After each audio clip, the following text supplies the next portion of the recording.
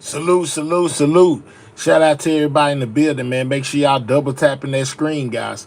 We are most definitely live, man. You know, we got Jeffries, Hakeem Jeffries, speaking on the release of the Epstein files. For y'all that don't know, Congress or the Senate basically voted to release these files yesterday.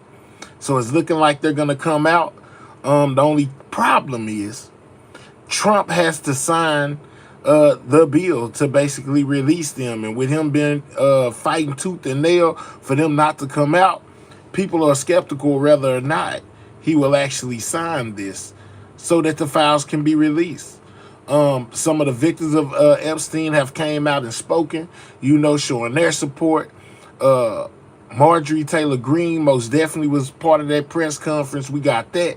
Man, it's crazy out here. I don't know if they will release them or not, but I know it is very interesting because if they don't get released, it's going to be a big problem with the Republicans and the Democrats already voting basically to release these files, guys. Let's see what Hakeem Jeffries had to say about all this.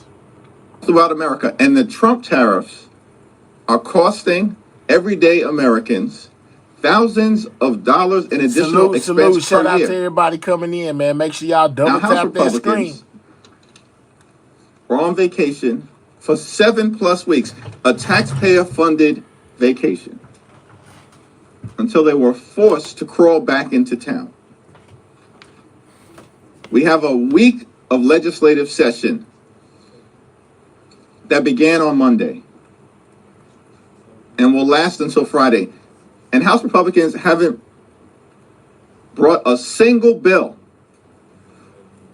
to the floor that actually addresses the high cost of living in the United States of America.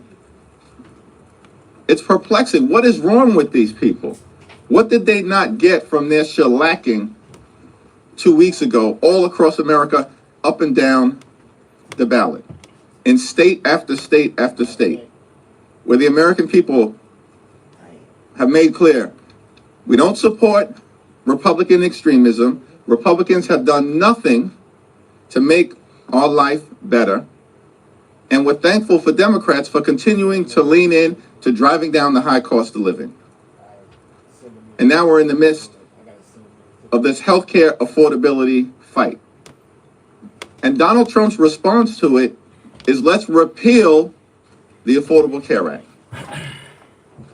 No credible plan to make what's up, guys? Healthcare more affordable for the American Jeffries people. Donald Trump's on plan the vote that went on adopted release by the House Epstein Republicans files, is let's guys. repeal the Affordable Care Act, and we're going to continue to refuse to extend tax credits that make healthcare more affordable for working class Americans, middle class Americans, and everyday Americans. House Democrats are going to continue to stand on the side of the American people. Our fight will be to continue to lower the high cost of living, to address the Republican healthcare crisis, fix our broken healthcare system, extend the Affordable Care Act tax credits, and actually do things that are designed to make life more affordable for the American people. Questions? Nana? During the very high profile Michael Cohen hearing, Stacey Plaskett was in direct communication with Jeffrey Epstein, and this was after he pleaded guilty to sex crimes, this is after the Miami Herald investigation into all these heinous acts. So why, as a Democratic leader, why are you okay with that? I expressed my position on the floor yesterday. My statement speaks for itself. In a bipartisan way, the resolution hey, Valerie. That was introduced targeting Stacey Plaskett was defeated. And it was defeated for several reasons, including the fact that it was a dramatic overreach related to throwing her off her committees. But what about Democrats, if you're going to ask a question, you got to let me answer. Democrats and Republicans defeated the censure. Stacey Plaskett has made clear her position as it relates to Jeffrey Epstein repeatedly, and her words speak for itself. She said, quick, I'm next. Thanks. I'm up next. Thank you, Leader. Now, following up on that, should Plaskett be sent to ethics, and should there be an ethics investigation? There was a vote on that yesterday. My vote speaks for itself. Republicans decided not to go down that road. Thanks. Yeah, have you met with MBS yet? And if so, what was discussed? And if not yet, will you be? I was part of the bipartisan meeting hosted by the Speaker this morning. I asked the Crown Prince about his views relative Thank to y'all for a the just and gifts. lasting peace between Israel and the Palestinian people, and his views as it relates to the importance of a two-state solution. Crown Prince reiterated his view that a one-state solution in Israel is impractical, and that the best path forward, of course, involving the reconstruction of Gaza, is to eventually find a robust path toward a safe and secure Israel, living side by side in peace and prosperity with a Palestinian state. I support that position. I think we'll continue to stand by the special relationship between our two countries. It's incredibly important. But as we move forward to find They said you a should path toward a resign. just and Shout out lasting to all the peace, gifts. Thank y'all. ultimately, it has to involve a safe and secure Israel, living side by side in peace and prosperity with a Palestinian state, where the Palestinian people can realize their aspirations for dignity and self-determination. Crown Prince reiterated what he has said publicly, his commitment toward finding that path forward. Was Jamal Khashoggi mentioned at all in his murder? It wasn't mentioned in the conversations that I was a part of throughout the meeting. Jeffries. Thank you, Mr. Leader. Leader Schumer told reporters yesterday that he consented to adding the Senate phone records provision that the House will vote on tonight to repeal. He said that he wants to make sure that at least Democratic senators were protected from Bondi and others who might go after them later on. Were you previously aware of Schumer's consent? Thank And you, what's your Carly. reaction to it, given your opposition to the provision? No, and I haven't had the conversation with Leader Schumer. What I can tell you is that during the Rules Committee that House Republicans had last week, they expressed their outrage. Republicans expressed their outrage at this Republican senatorial slush fund that was put into the spending agreement Gillian, you that they think all he just gonna voted sit for, on Epstein? notwithstanding the outrage. Hey Gillian, what's up, Rika? That 8 Republican senators have basically built into law Thank a you, slush Friday. fund that will give those senators millions of taxpayer dollars. That's special treatment Thank you. for United States senators in the Republican Party. Part of the bill that they all voted for last week. Now, later on today, we're going to be voting on legislation to remove that Senate slush fund that benefits 8 Republican senators. But apparently there's no agreement between Speaker Johnson and Leader Thune that the Senate Republicans will take up that provision, which reinforces the point that everything that House Republicans do is for show. What's up with it, Josh? It's not serious. It's not designed to get an end result. And that's why Republicans are suffering all across the country. Why the American people, the overwhelming majority of the American people, know that the country is moving in the wrong direction. That the economy is broken. That the Republican control of the House, the Senate, and the presidency has been a disaster for the American people, because everything House Republicans do is for show. They can't even get a commitment from Senate Republicans to take up legislation to remove this multi-million-dollar taxpayer-funded slush fund to benefit corrupt Republicans in the Senate. It's time for the House to start to actually do things that matter for the American people in the middle of a cost of living crisis that's devastating hardworking American taxpayers all across the country. But Republicans throughout this week have shown zero interest and making life better for everyday They say Americans. Trump They not continue to signing the be bill. all about the wealthy, the well-off, and their well-connected GOP donors. Thanks. Back. Yep. Thank you. On the Affordable Care Act, Democrats are obviously, you said you Thank want y'all for all the extension love. of tax Appreciate the credits. gifts, guys. President says he won't sign that. Senate and House Republicans are talking about various other alternatives. Is there a potential for compromise here? And if so, where does that originate from? Because it seems like the parties are talking past each other. We're in the middle of open enrollment right now. So tens of millions of people all throughout the country realize that Thank y'all. their health insurance premiums are skyrocketing because of the Republican refusal to extend the Affordable Shout Care out Act to tax Just credit. My Five for renewing her during the membership. Trump Shout out to you, Republican Just My shutdown, Five. We repeatedly indicated that we want to work together in good faith with the other side of the aisle to address the Republican healthcare crisis. And Leader Schumer even offered a very reasonable proposal, which is a one-year extension of the Affordable Care Act tax credits, and then a bipartisan commission to discuss fixing our broken healthcare system moving forward that Republicans continue to devastate. And Republicans refuse to take yes for an answer. And so at this moment in time, the House Democratic position is very clear, very simple, very easy, very straightforward. A 3-year extension of the Affordable Care Act tax credits before they What's up, Mr. expire Jacktown? on December 31st of this year. If Republicans refuse to act, the American people will understand why their health insurance premiums are through the roof and why tens of millions of Americans will no longer be able to go see a doctor when they need one. Here, Jeffries.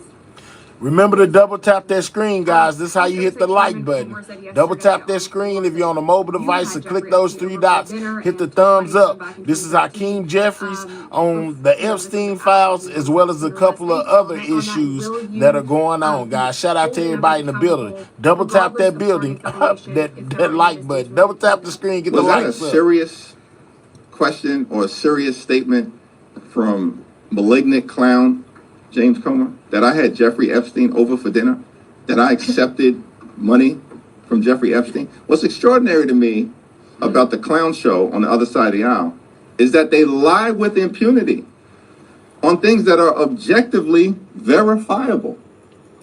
And why do they do that?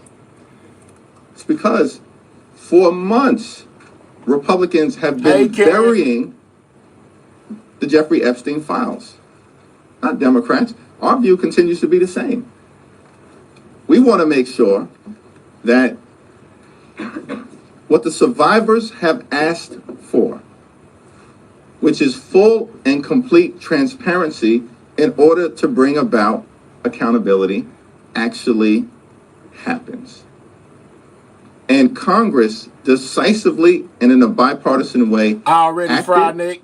yesterday with respect Shout out to the Rico release for of being a Jeffrey member for the Epstein last files. 14 That's months. a victory for the survivors and a victory for the American people.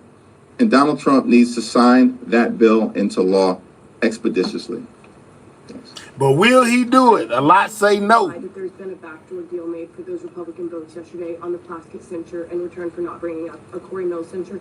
Do you have any response to that? And was there a backdoor deal made there? What Republicans have suggested that? Who else? Mace. A couple other women. Yeah, the only thing that I can say is that Democrats are not going to unilaterally disarm. And there's a long list of Republicans worthy of censure. A long list of Republicans.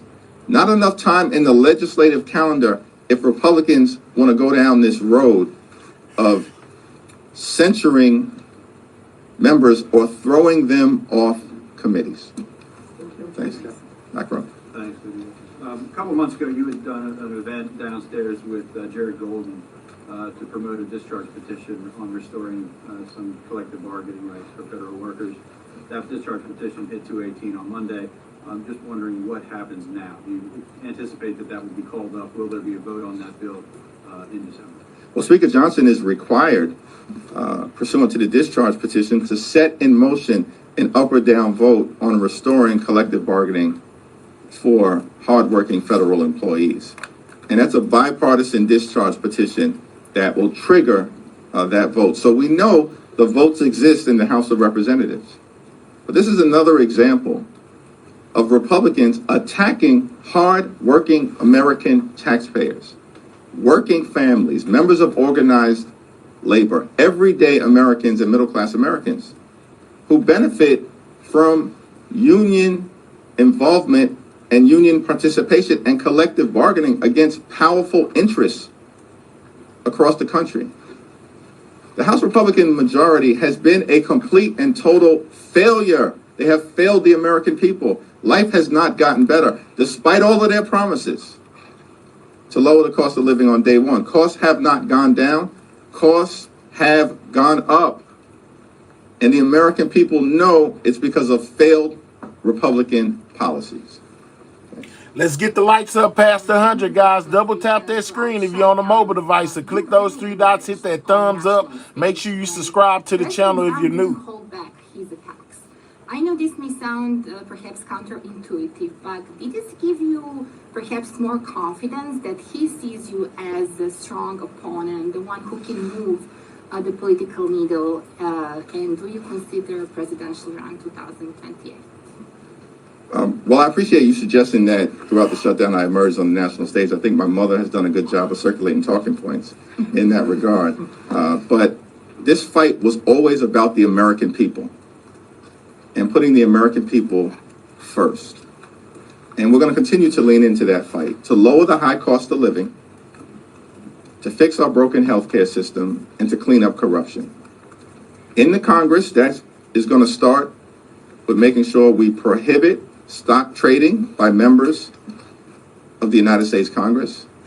And of course, we've got to deal with corruption within the Supreme Court and in the administration, the most corrupt administration in American history. Our focus on the non-governmental side will continue to be taking back control of the United States House of Representatives, because that's the most significant thing that can be done to begin the process of ending this national nightmare that has been visited on the American people by Donald Trump and Republicans. And Democrats are going to take back control of the House of Representatives. And we're going to do so decisively. This whole notion, it was always a fantasy. Some people bought into it. This whole notion that Republicans were going to be able to gerrymander their way into rigging the midterm elections, and Democrats in the House were just going to unilaterally disarm, roll over, and play dead was a fantasy. And I told that to Mike Johnson months ago, directly. This is not going to end well for you. Told that directly to Mike Johnson, early, when it was suggested that Texas was going to move aggressively. Because they must have us confused. We recognize the urgency of the moment. And in state after state, we will continue to decisively and forcefully respond, as we've done in Texas, in California. We're doing it now in Missouri, on the ground, in Virginia, in Illinois, in Maryland, litigation in New York, pushing back against their efforts in red states throughout the country, and of course, with a decisive legal victory in Utah. So our focus is on making life better for the American people, stopping this Donald Trump-inspired effort to gerrymander the national congressional map in order to rig the midterm elections. They started this redistricting fight. We will end it. And that's the reality that extreme MAGA Republicans are confronting right now. That being said, Guys, this is Hakeem Jeffries on the Epstein files, as well as a lot of other issues, you know what I'm saying? Make sure y'all double tapping that screen. Get the likes up, guys. We need them past 100. Double tap your screen if you're on a mobile device, or click those three dots, hit that thumbs up. It helps out the channel, guys. Most definitely subscribe to the channel if you are new. To follow up on that, though, in light of the Texas ruling yesterday, do you worry at some point some of your counter efforts could also be invalidated? The Texas congressional map that was racially gerrymandered in violation of the law was declared to be unconstitutional in an opinion written by a judge appointed by Donald Trump, who centered that opinion on the corruption and the incompetence and the clear racial motivation of the Department of Injustice. That's the reality of that decision in Texas. It was clear as day that Donald Trump and Republicans violated the 14th and the 15th Amendments of the United States Constitution. And then they jammed that gerrymandered map down the throats of the people of the great state of Texas. In the dead of night. In California, it was a democratic process that ultimately was presented to the voters in the form of Proposition 50. And I'm thankful for the leadership of Governor Newsom. The congressional delegation in California did a tremendous job with respect to the leadership that we saw from everyone.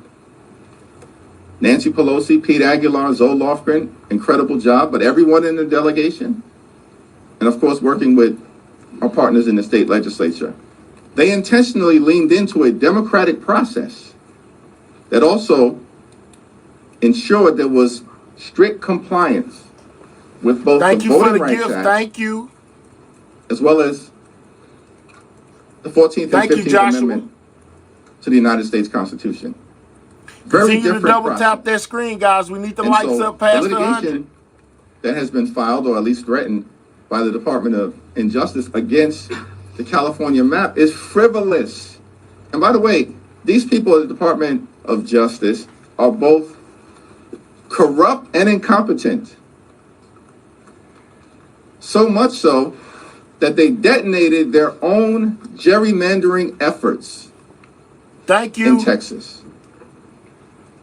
And because Texas has fallen, these people are now in full panic mode because they've set in motion a process that is not going to work out well for them in the end. Thanks. Thank you, Mr. Leader. You said just a moment ago that there's a long list of Republicans worthy of censure. Nancy Mace is going to be offering a privileged motion to censure Corey Mills later today. How do you plan to vote on that resolution, and will Democratic leadership be whipping your caucus for this vote? We haven't had a conversation about the resolution because we haven't seen the resolution, so I'll have to take a look at it. Thanks. Yes? President Trump has been posting on social media recently about healthcare, specifically saying that the only healthcare he will support is sending money directly back to the people. Has anyone from the White House or Republican Party approached you or anyone else in the Democratic Party about a specific plan? No, there hasn't been a single That's about them $2,000 checks right here. bit of outreach from Donald Trump or the White House about confronting the Republican healthcare crisis because they're not serious about it.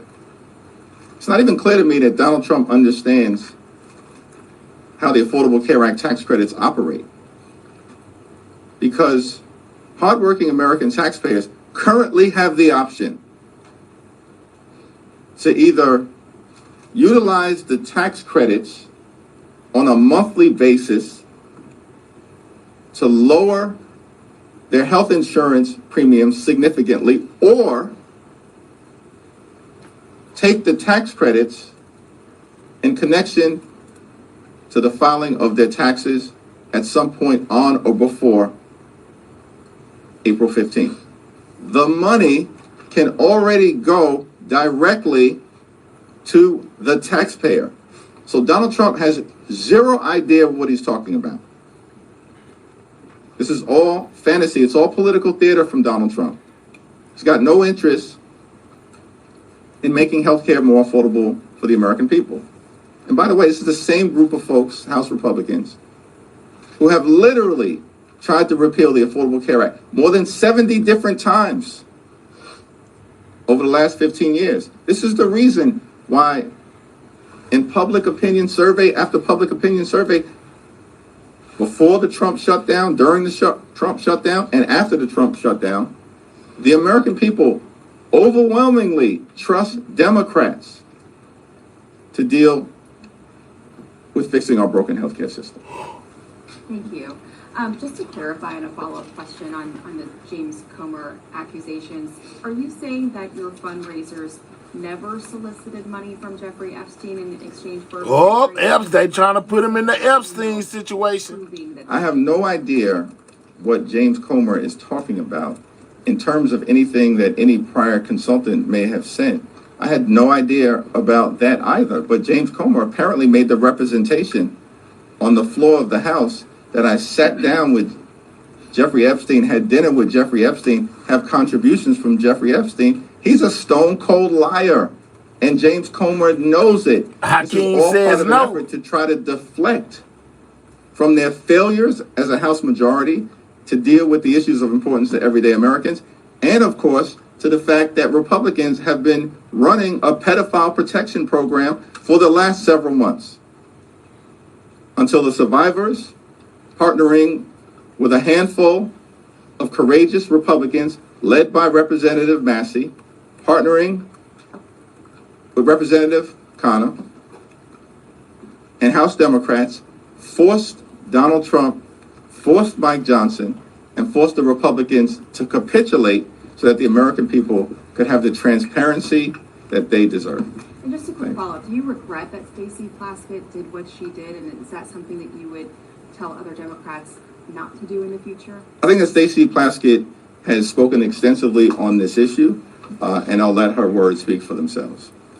Thank you. Following up on ACA, I know you mentioned your position as the discharge petition for the 3-year extension.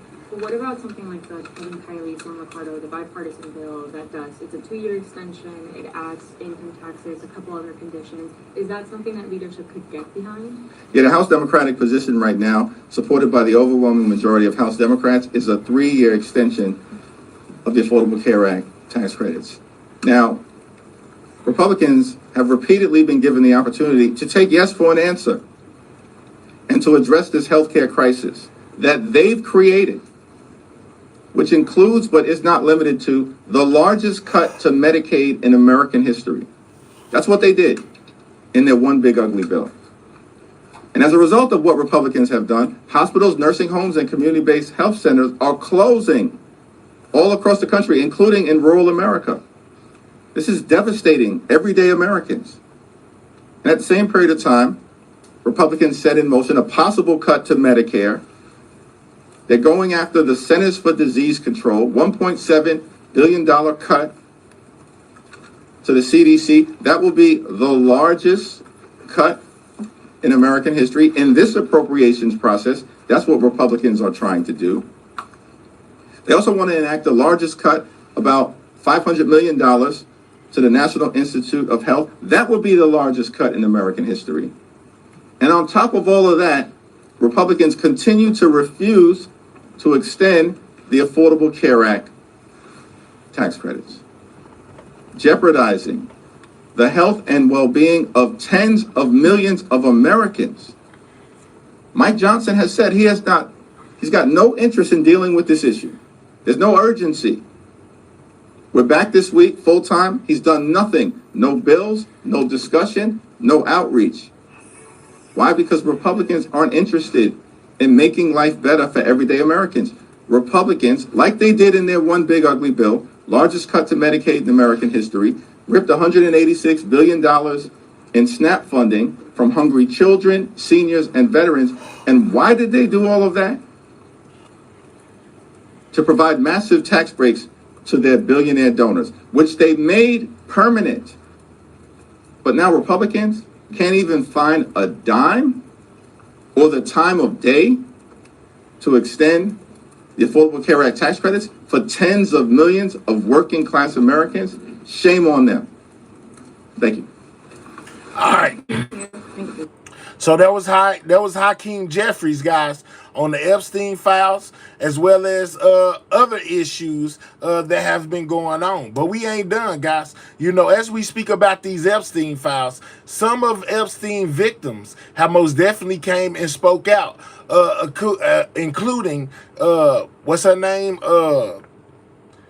Marjorie Taylor Greene, you know, who was ousted by Trump, you know, about basically her involvement and want to release these files. Let's hear from the victims and their attorneys, as well as Marjorie Taylor Greene, on this whole issue of these files potentially being released. Now, they're saying that the House has already voted or whatever to pass them, and now Trump got to sign it. It's a lot of people that's saying that the files are going to be heavily redacted. You know, and in a recent conversation, Trump actually said that he was in favor of releasing them. A lot of people are saying because they are redacted. That's why now he has changed his stance on the Epstein files. I need y'all to do one more thing for me, guys. It's 1,000 people in here. We got 793 votes on the poll and only got 140 likes. I need everybody that can to double tap their screen and get those likes up, man. You know, we should have well over 200, 300 likes. Y'all are in the building, but y'all are not double tapping their screen or clicking those 3 dots and hitting that thumbs up. Man, that's one of the easiest things to do, and it's free. So please, double tap that screen, guys, if you're on a mobile device, so click those 3 dots, hit that thumbs up. It helps out my channel as I give you all the news that basically I'm finding, you know, when it comes to these Epstein files. Let's check out what the victims and their attorney, as well as Marjorie Taylor Greene, has to say about the potential release of the Epstein files. Let's go. People in this Epstein class, there should be no scholarships named after them. They shouldn't be enjoying the perks of being affiliated with. And make sure you subscribe to the channel if you're new, guys. If you haven't subscribed to this channel, make sure you subscribe to this channel. This is Everything News, and I'm going to give y'all everything basically that I see on the latest and breaking updates when it comes to these Epstein files. Corporations or universities or writing op-eds or being lionized. And many of the survivors will tell you some of these people still are celebrated in our society. That's disgusting. There needs to be accountability. I want to recognize first and foremost the Candy. survivors. They are the ones who made today possible. Many of you had forgotten about this issue, and frankly, for decades, we have not done enough. Oh, no. Let's double tap that screen, guys. Get the likes up. This is their Jeffrey Epstein's victims, as well as their attorney, speaking on this whole entire situation, man. I know we got way more people in the building than this to double tap that screen if you're on a mobile device, or simply click those 3 dots and hit that thumbs up. There's no reason why we should have 852 votes on a poll that's in the chat and only have 205 likes on the like button, man. If you're voting, hit the like button, double tap that screen, and make sure you subscribe to the channel, y'all. Y'all stop lowballing me. I'm giving y'all primetime entertainment. You know what I'm saying? You might as well hit the like button and subscribe to the channel, man. About this issue, and it's only because of their advocacy, them coming here to the Capitol. They showed up here time and again, and on September 3rd, that the country started to pay attention. And I also want to thank the courage of 2 of my colleagues in particular. Both of them have suffered, as you know, extraordinary political consequences for what they did. One, my colleague, Congressman Thomas Massey. This would not have been possible if he hadn't led the discharge petition that got 218 signatures and is going to force a vote in the House of Representatives. And this would not have certainly been possible if it were not for the courage of Marjorie Taylor Greene. She signed the petition, and I would keep texting Thomas, is she going to drop off? Is she going to drop off? Because there was so much pressure against her, so much attacks against her. But she stood with the survivors. For Thomas or me, this has never been political. This is not about questions of Trump or Biden. This is a question of doing the right thing for survivors. We're going to get a vote today. I expect an overwhelming vote in the House of Representatives, and I don't want the DC swamp playing any games. They need to pass this in the Senate, and they should not amend it President Trump has said he would sign the Epstein Transparency Act. It's going to get overwhelming support in the House. It should go straight to the Senate, and it should be signed. No amendments, no adding loopholes. Justice is long overdue. And I want to hand it over to my colleague, Representative Thomas Massey. I want to start by thanking the survivors. I mean, they're giving everybody hope in this country. There are survivors of other sex crimes in this country wondering if they should come forward. They're clouded with shame and concerned that law enforcement will do nothing. And these survivors have stepped forth, taking that same risk, worried that they will be defamed themselves. They have been defamed for stepping forward. But we're going to get justice for them. And that's going to happen today in the People's House. The founders set up our government with 3 branches and 2 branches of Congress. And I don't think it's any coincidence that this fight is being started and it's being won in the House of Representatives. I have people, other survivors of other sex crimes, who come to me and say, thank you. You give me hope. You give us hope. There is hope here. We fought the president, the Attorney General, the FBI Director, the Speaker of the House, and the Vice President to get this win. But they never, they're on our side today, though. So let's give them some credit as well. They are finally on the side of justice. And as Rose said, don't muck it up in the Senate. Don't get too cute. We're all paying attention. If you want to add some additional protections for these survivors, go for it. But if you do anything that prevents any disclosure, you are not for the people and you are not part of this effort. Do not muck it up in the Senate. So with that, I just want to say I am hopeful too. I didn't know that we would succeed when Roe and I started this effort. Most discharge petitions never make it, maybe only 4%. So we had long odds. But we had some brave women on the Republican side. My colleague Marjorie Taylor Greene is one of them who's here with us today. You cannot even imagine the consequences that they have suffered. My colleague Lauren Boebert and my colleague Nancy Mace, they stood so strong. They put their names on a document in here, and then they were pressured in ways that you cannot even imagine. And they stood strong. And that's why we're here today. And they didn't take us seriously over at the executive branch or in the Senate because they always thought they could flip one of these women. They could convince them or cajole them or intimidate them into taking their names off of this petition. But they did not succeed. This is a victory for those women and women all over the country today, and I'm just glad to be a part of it. With that, I want to introduce my colleague, Marjorie Taylor Greene. Thank you, Thomas. Thank you, Ro. I woke up this morning and I turned to my weather app to check the temperature, and it was 32 degrees. And my first thought was, hell has froze over. I want to speak goodness and love and hope into the women standing behind me and all of the other survivors whose names you don't even know, but stand with these women. They are survivors, and they are strong, and they are courageous, and they are daughters of God. They are not victims. These women have fought the most horrific fight that no woman should have to fight, and they did it by banding together and never giving up. And that's what we did by fighting so hard against the most powerful people in the world, even the President of the United States, in order to make this vote happen today. I was called a traitor by a man that I fought for 6 years for. And I gave him my loyalty for free. I won my first election without his endorsement, beating 8 men in a primary.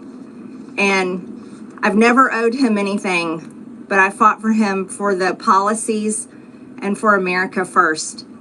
And he called me a traitor for standing with these women and refusing to take my name off the discharge petition. Let me tell you what a traitor is. A traitor is an American that serves foreign countries and themselves. A patriot is an American that serves the United States of America and Americans like the women standing behind me. And I want to tell you that this only became possible today because the American people whom we serve as representatives here in Congress demanded that this vote happen, and they put more pressure on every single elected politician in this city than has ever been put on them. And today you are going to see probably a unanimous vote in the House to release the Epstein files, but the real fight will happen after that. While I want to see every single name released so that these women don't have to live in fear and intimidation, which is something I've had a small taste of in just the past few days, just a small taste. They've been living it for years. But the real test will be, will the Department of Justice release the files? Or will it all remain tied up in investigations? Will the CIA release the files? Will a judge in New York release the information? That's information that needs to come out. And will the list of names that these women privately hold, and they hold it because of their fear in their heart of what would happen to them if they release it on their own, will that list of names come out? That's the real test. So I want to thank Thomas Massie and Ro Khanna for your bravery in doing something that is much needed in America, crossing the political aisle that has become bigger than the Grand Canyon in America. But these men crossed that aisle on behalf of these women. And that is more of what is needed today in America than ever in our history.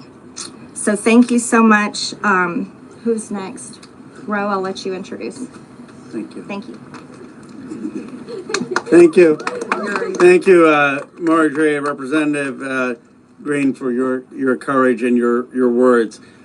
Before I introduce our survivors, I just want to say Marjorie that Taylor Greene, they will guys. make their statements, and then you can ask questions of Representative Massie, myself, or Representative Green, but we do not want people asking questions and cross-examining the survivors. They're here to tell their stories, and they should be heard by the American people with respect. Of course, Congressman Massie, myself, and Congresswoman Green would be happy to answer questions after that. With that, let me introduce the survivor who's helped organize a lot of this, and will be telling her own story and introducing the other survivors. Haley Robson, thank you for your courage and leadership. Absolutely, thank you all. Oh, good morning. A little chilly coming from Florida, not used to it. I want everybody to take a look. I know everybody sees us today as grown adults, but we are fighting for the children that were abandoned and left behind in the reckoning. This is who you're fighting for. This is who Congress is fighting for. This is who the House of Representatives are fighting for, and hopefully the Senate will fight for us too. I want to kick this off right, and I want to address Marjorie Taylor Greene, Thomas Massie, and Ro Khanna. I want to express my gratitude for all three of you, and I know, Ro Khanna, we spoke earlier. This is an incredible thing that I'm watching as a Republican, and this is non-political, but for you to go against your own party and to be ostracized, there's no place for political violence, there's no place for intimidation, and I can say firsthand, stepping out against Epstein and his crimes against children, we have all experienced that ourselves. So for you to knowingly put yourselves at risk and put your career at risk is unbelievable to watch, and we are so grateful. I also want to make a proposition for Marjorie Taylor Greene, because you've been an advocate for this. If you decide to read those names on the House floor for immunity, I will be more than happy, no security needed. I will stand beside you. I will hold your hand. I will hold your coat in solidarity with you. And on top of that, I did talk to Priyapal Jayapal, who said she would be more than happy to read those names too on the floor with all of us. It's time that we put the political agendas and party affiliations to the side. This is a human issue. This is about children. There is no place in society for exploitation, sexual crimes, or exploitation of women in society. There's no room for it, guys. We're not having it. And to the President of the United States of America, who is not here today, I want to send a clear message to you. While I do understand that your position has changed on the Epstein files, and I'm grateful that you have pledged to sign this bill, I can't help to be skeptical of what the agenda is. So, with that being said, I want to relay this message to you. I am traumatized. I am not stupid. I am traumatized. I am not stupid. You have put us through so much stress, the lockdowns, the halt of these procedures that were supposed to have happened 50 days ago. The Adelita Grijalva who waited to get sworn in and then get upset when your own party goes against you because what is being done is wrong. It's not right. For your own self-serving purposes, this is America. This is land of the free. Land of the free. In 1863, we have a woman on top of the Capitol building represent freedom. I do not feel free today. I don't know if the women behind me feel free today. So I am begging every member of Congress, every representative, to step up and choose the chaos. Choose the survivors. Choose the children. Protect the children. All children. You protect all of us equally. Thank you very much for your time. Following that, Lisa Phillips will be the next survivor.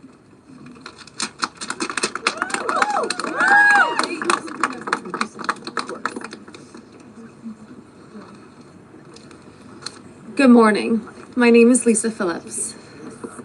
It's an honor to stand here again for something America is finally united on: the immediate release of the entire Epstein files. In a divided nation, this is one demand we all share. Last time I stood here, I made a promise to all survivors watching. If those in power refused to release the truth, we would start uncovering it ourselves. For anyone who doubted that, that moment has already arrived. Since that day, more survivors across the country and around the world have reached out. Text, emails, DMs, firsthand accounts, and evidence. Many are women who were abused or trafficked through the international modeling pipeline Epstein built, promising visas, apartments, opportunities, futures, while exploiting their dreams for abuse. Most are still terrified to speak publicly because the men involved are powerful. They're connected, and as we know, they're protected. For too long, survivors have watched others speak for us. And while we are grateful for our allies in Congress on both sides, we've realized something. This fight belongs to us. We lived it, and we know the truth. And we will not wait quietly for institutions to decide when we're allowed to speak. The survivors now coming forward have entrusted us with their stories. We are sharing that information with the proper authorities, and when it can safely be made public, it will be. So today, we are launching something historic. The first national, survivor-led political movement in America. Nonpartisan, laser-focused on exposing the systems, the loopholes, power structures, and silencing mechanisms that have protected predators for far too long. We are stepping directly into the halls of power, into the political arena. We will help rewrite laws that failed us and build protections for our nation's children together, targeted by sexual exploitation. Together, today, survivors begin our own fight, the survivor revolution. And we intend to change this nation for the better. If you're a survivor who wants to join us, please reach out. And to anyone who benefits from the current system, intentionally or not, remember this. Alone, yes, we are afraid. But together, we are feared. Thank you.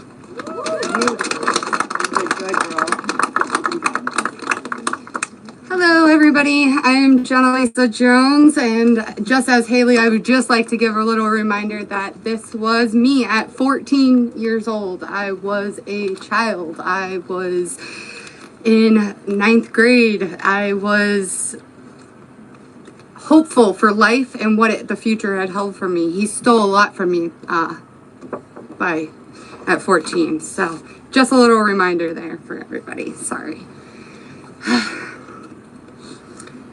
So,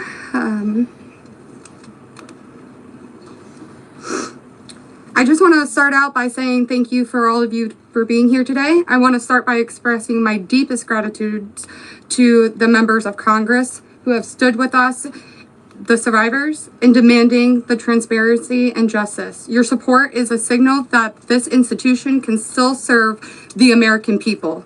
This issue was never one that should have divided us the way it has. In fact, it should have united us. Sexual abuse is not a Republican issue. It is not a Democratic issue. It is also not a hoax. We are here as American survivors of a man who used his wealth and power to hurt young girls and women. The world should see the files to know who Jeffrey Epstein was and how the system catered to him and failed us. Emotionally, this process has been distressing. First, the administration said it would release everything and applauded President Trump for that.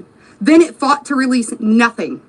Now that checks and balances of our democracy have worked and the bill is getting passed to release the files, we are hearing the administration say they intend to investigate various Democrats who were friends with Epstein. I beg you, President Trump, please stop making this political. It is not about you, President Trump. You are our president. Please start acting like it. Show some class. Show some real leadership. Show that you actually care about the people other than yourself. I voted for you, but your behavior on this issue has been a national embarrassment. It is time to take the honest, moral ground and support the release of these files, not to weaponize pieces of the files against random political enemies that did nothing wrong, but to understand who Epstein's friends were, who covered for him, what financial institutions allowed his trafficking to continue, who knew what he was doing but was too much of a coward to do anything about it. Jeffrey Epstein and Ghislaine Maxwell were able to recruit and abuse young girls and women. Then the country will learn nothing and has horrible history will repeat itself if we do not do something about this. Thank you to the brave congressmen and women who have stood by us and recognized our side is the American side, and we should all be proud once again to be Americans. I want to just extend my thank you so much to all three of you very, very much. The first time we were here, listening to the people yell shame at you, and when she was here in support of us, really hit home and spoke some volumes, and I just very much appreciative of your support, and we stand by you. Don't let any of them bully you. We're here for you. Thank you, guys.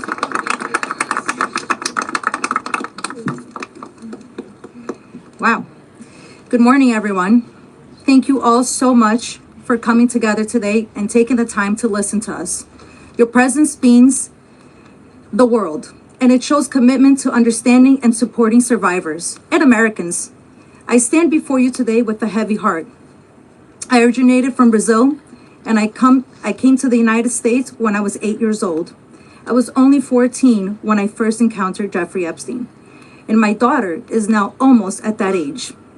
At 14, the only things she should be concerned with are going to school, practicing at her cheerleading competitions, and enjoying her time with her friends and family. She should not have to bear the burden of worrying about being manipulated or exploited. At this age, she is still a child, and no child should ever have to face such threats. I also want to address a troubling statement made by a prominent figure on a major platform who suggested that a 14-year-old should not be considered a victim of pedophilia. This is a dangerous and incorrect notion. When we talk about how children at 14 should still be treated as children, I ask you to look at the young people around you. Remember when you were that age? Do you think you should have been responsible for being groomed? Put yourselves in our position when we were young.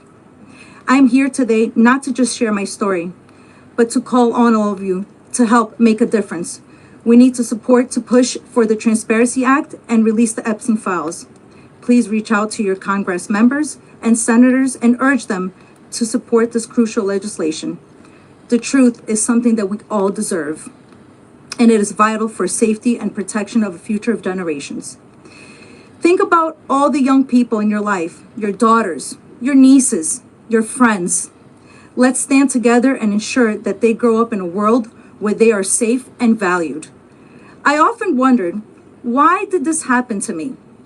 And then I realized, God only gives you what you can handle. I'm here for a purpose, and that purpose is to make a difference today. So, let's stand together to protect our children and our peace. Thank you.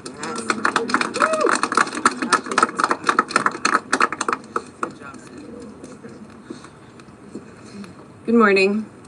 I want to say a few things before I begin. My speech may not be great. It was thrown together last minute as I only came here, decided Friday, when one of us, who has spoken several times, decided she couldn't come because of the threats. She was too scared. So I want to say, when you threaten one of us, you're threatening all of us. Yep. We are together now, and that's never going to change. This is me at 16 when I met Jeffrey Epstein. Now I'll start. It is an honor to stand here before the American people. However, I shouldn't have to stand here at all.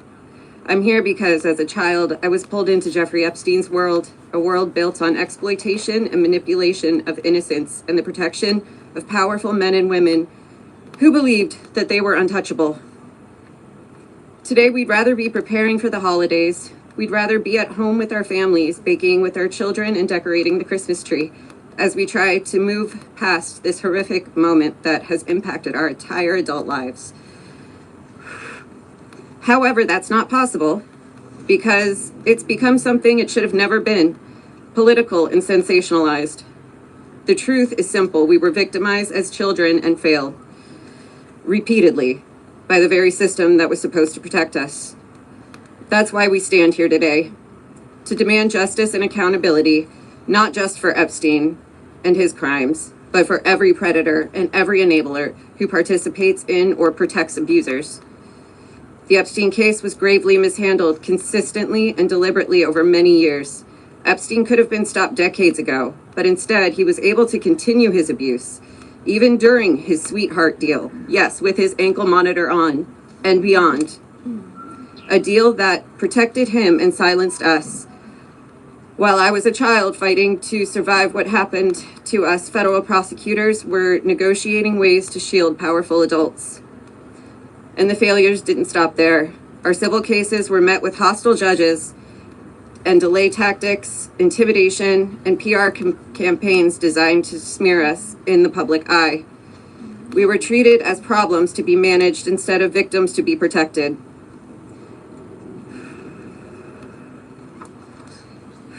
Today, something has changed. Individually, our voices were whispers. Together, they've become impossible to ignore. We are encouraged to see elected officials from both parties, thank you, come together and finally take action to release the files. I'll leave it there. Thank you. Good job.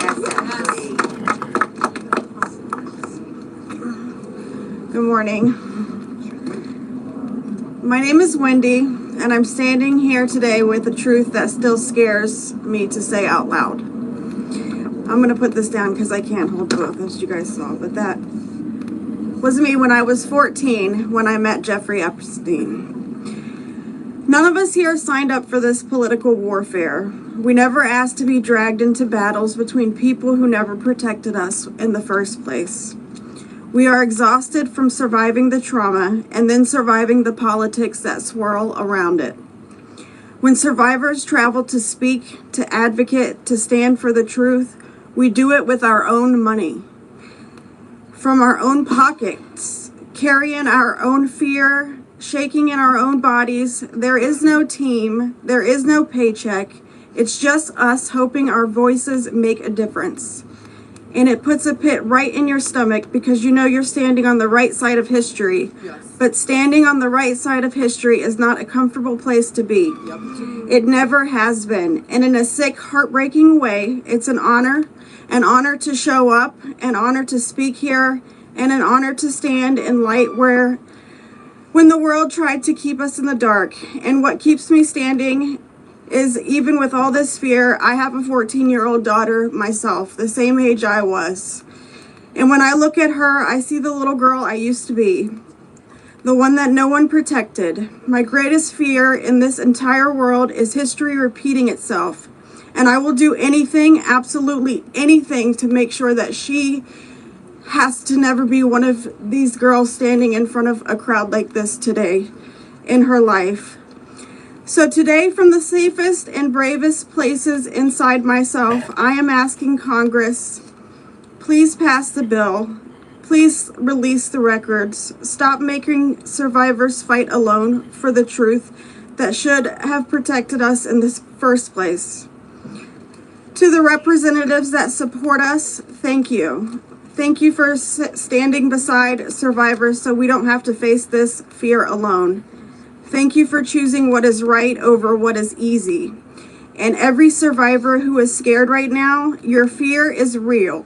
Your courage is real. And even though we're terrified, we keep showing up. Because someone has to tell the truth. Someone has to protect these children. We deserve safety then. We deserve it now. And we are done being afraid so others can stay comfortable. So with that, I want to say thank you guys for having us. And I just hope that people can remember that as survivors, our story never leaves us, but the choice that you make to pass this bill, your career is in front of you.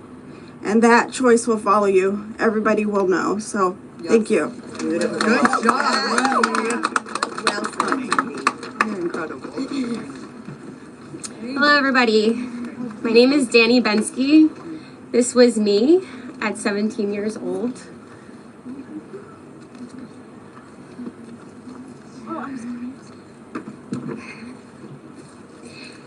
Coming from the dance world, I was recruited in 2004 after a systematic breaking down where Epstein leveraged my mother's brain tumor scans. He threatened me to withhold care for her. He trapped me in a year-long cycle of abuse. The last time I was here in Washington, D.C., I talked about being a part of this beautiful mosaic of women behind me, and they are exactly that. They are a beautiful mosaic of energy and passion and love and life. I am one story of 1,000. You think of that number, 1,000. I spoke of how big our hopes and dreams once were, and I talked about how they were completely shattered at the hands of Ghislaine Maxwell and Jeffrey Epstein. Now, I look at this amazing community behind me. They are survivor sisters. We are together. We stand together in this. And I realize that we are a representation of women across America. We come from different backgrounds. We have different religions. We are different races, different creeds, different ethnicities. We have different political affiliations. Some of us don't want to be political at all. And yet we stand here together for this cause. We're united in the call for transparency, complete transparency, to find justice. Justice for our younger selves. These pictures that you see, they're real people. I wish I could go back and give my former self a hug and say, this matters and it's going to change, and mean it. We are standing here for justice for the youth of tomorrow, and justice for those who are no longer with us, like the beautiful, brave Virginia Giuffre. We understand that the road is long, but I implore you to stay the course, please. Living in an age where you can get news in 10-second clips on your phone, I know that this is a big task for us, but it's a very personal one for survivors. It's a very personal one for us as a country. So I'd like to ask you to try something right now.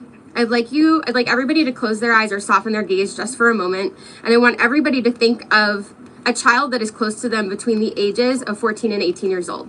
It could be your daughter, it could be your niece, it could be a friend's kids, it could be you at a former age, it could be your mother at that age. But really envision that for a second, 14 to 18 years old.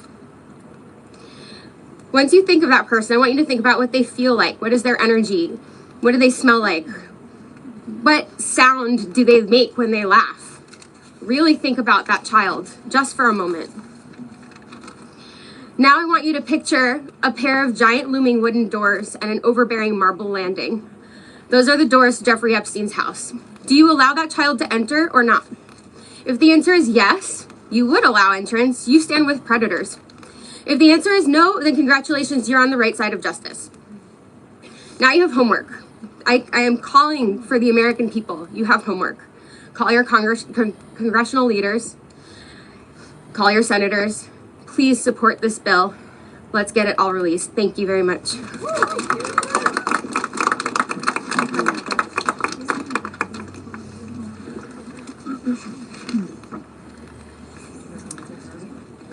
Good morning. My name is Annie Farmer, and this is a photo of me and my sister Maria Farmer. Around the time I was 16 and she was 25. That's how old we were when we were abused by Epstein and Maxwell. Survivors have repeatedly stated that our pursuit of transparency and justice is a nonpartisan issue. But given the political noise surrounding this case, I just want to remind people of some of the facts. In 1996, when my sister Maria bravely blew the whistle on this group by reporting to the FBI what Epstein and Maxwell did to both of us, they hung up on the phone on her and there was no follow-up of any kind. Bill Clinton was president. In 2006, the FBI came to us, finally interviewed us, and asked us both to be witnesses against Epstein. We were very anxious, but we agreed. And then we didn't hear back from them due to their infamous sweetheart deal. George W. Bush was president. In 2015, when the DOJ was sent FOIA requests for Maria's FBI files, and they were denied, as they have been many times, Barack Obama was president. In 2019, when Epstein died in prison due to either negligence or foul play, Donald Trump was president. In 2023, Maria's attorneys sent a letter on her behalf to the government, requesting an investigation into the repeated law enforcement failures in this case, similar to what was done in the case of Larry Nassar. They declined to do so. Consequently, my sister filed notice that she would be suing the government for failing to uphold its legal, ethical, and moral duties in this case. Joe Biden was president. This year, after campaigning on a pledge to finally release the files, under Trump's second presidency, the DOJ announced they were closing the investigation into Epstein's co-conspirators, and then transferred Ghislaine Maxwell into a prison camp, where it is well documented that she is receiving special treatment. This is not an issue of a few corrupt Democrats or a few corrupt Republicans. This is a case of institutional betrayal. Because these crimes were not properly investigated, so many more girls and women were harmed. My sister, because of her bravery, was repeatedly threatened and lived in fear with dire consequences for her health and her career. 30 years later, even as oceans of allegations and obvious truths have emerged, the government has still not chosen transparency. This is why we have all come together as one united voice to demand the release of all the Epstein files and to finally bring the truth out of the shadows.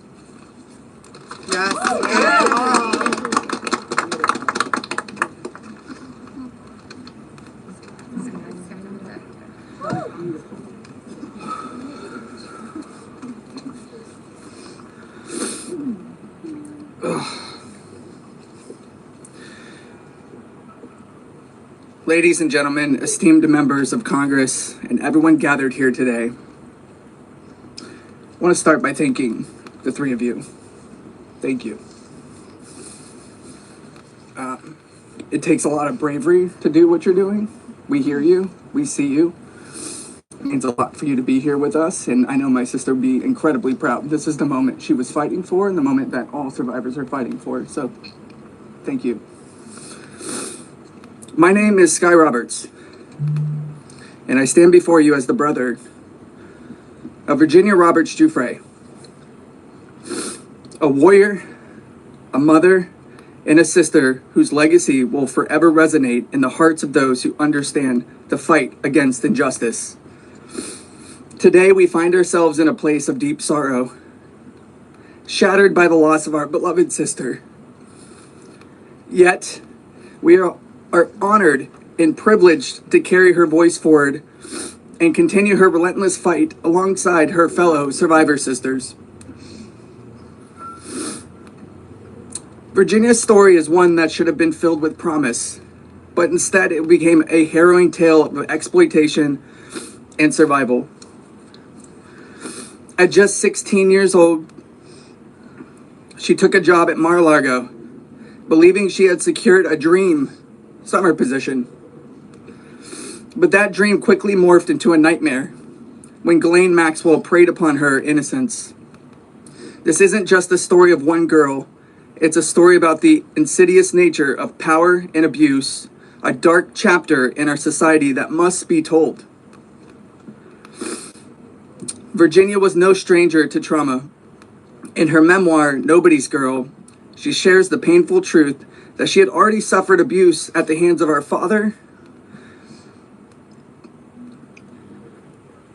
and a family friend. But what happened next was unfathomable. Epstein and Maxwell didn't just abuse her, they trafficked her to a network of the rich and powerful. Princes, prime ministers, politicians, financiers, and lawyers. These men committed unspeakable acts against her will, and against the will of countless survivors who stand united with us today. Virginia's strength was tested in many ways that most of us can hardly imagine. She was manipulated, coerced, and threatened, forced into complicity in her own devastation. She often spoke of psychological scars that ran deeper than the physical ones. From the start, she wrote, "They manipulated me into participating in behaviors that ate away at me, eroding my ability to comprehend reality and preventing me from defending myself. The most destructive wound they inflicted was that of forced complicity, a betrayal of self that was crafted by her abusers. But I stand here today to declare that their tactics of fear and intimidation did not work. Virginia's spirit could not be broken. She became a beacon of hope, a warrior, fighting not just for herself, but for every survivor who suffered in silence. She said, I felt it was my duty to stand up to predators like Epstein and Maxwell. I would put my neck on the line to make sure my daughter never has to go through what I had to endure. These survivors like Virginia have transformed into mothers and strong women, fierce in the face of adversity.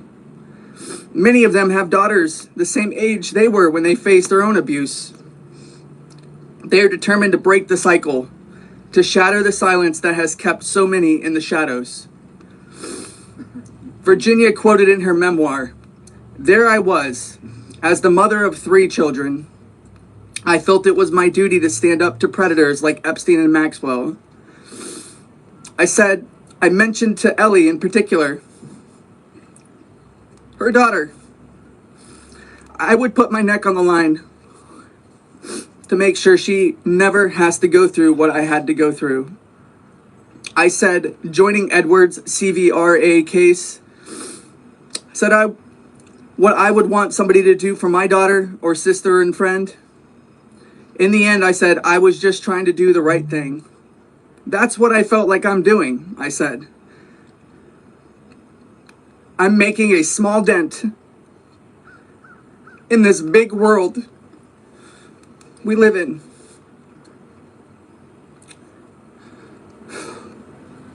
Well, Sissy,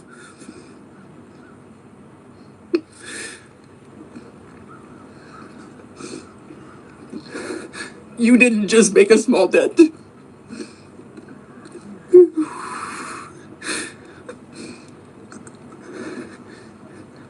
You made a monumental impact, a resounding statement that echoed across the world.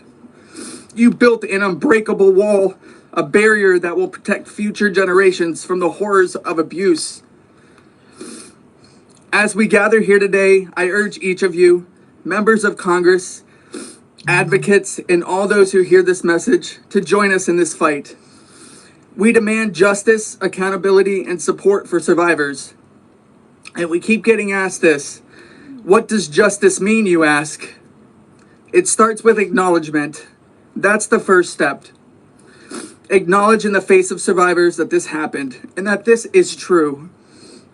Your vote carries that weight. My sister is not a political tool for you to use. These survivors are not political tools for you to use. These are real stories, real trauma, and it's time for you to stop just talking about it and act. Vote yes.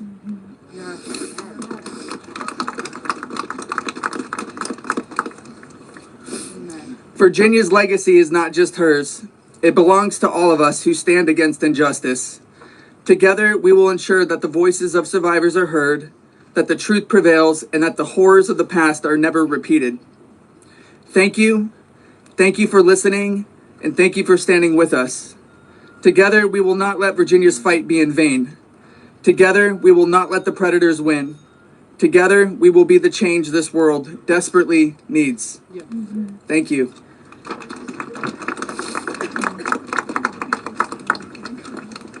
It was so beautiful.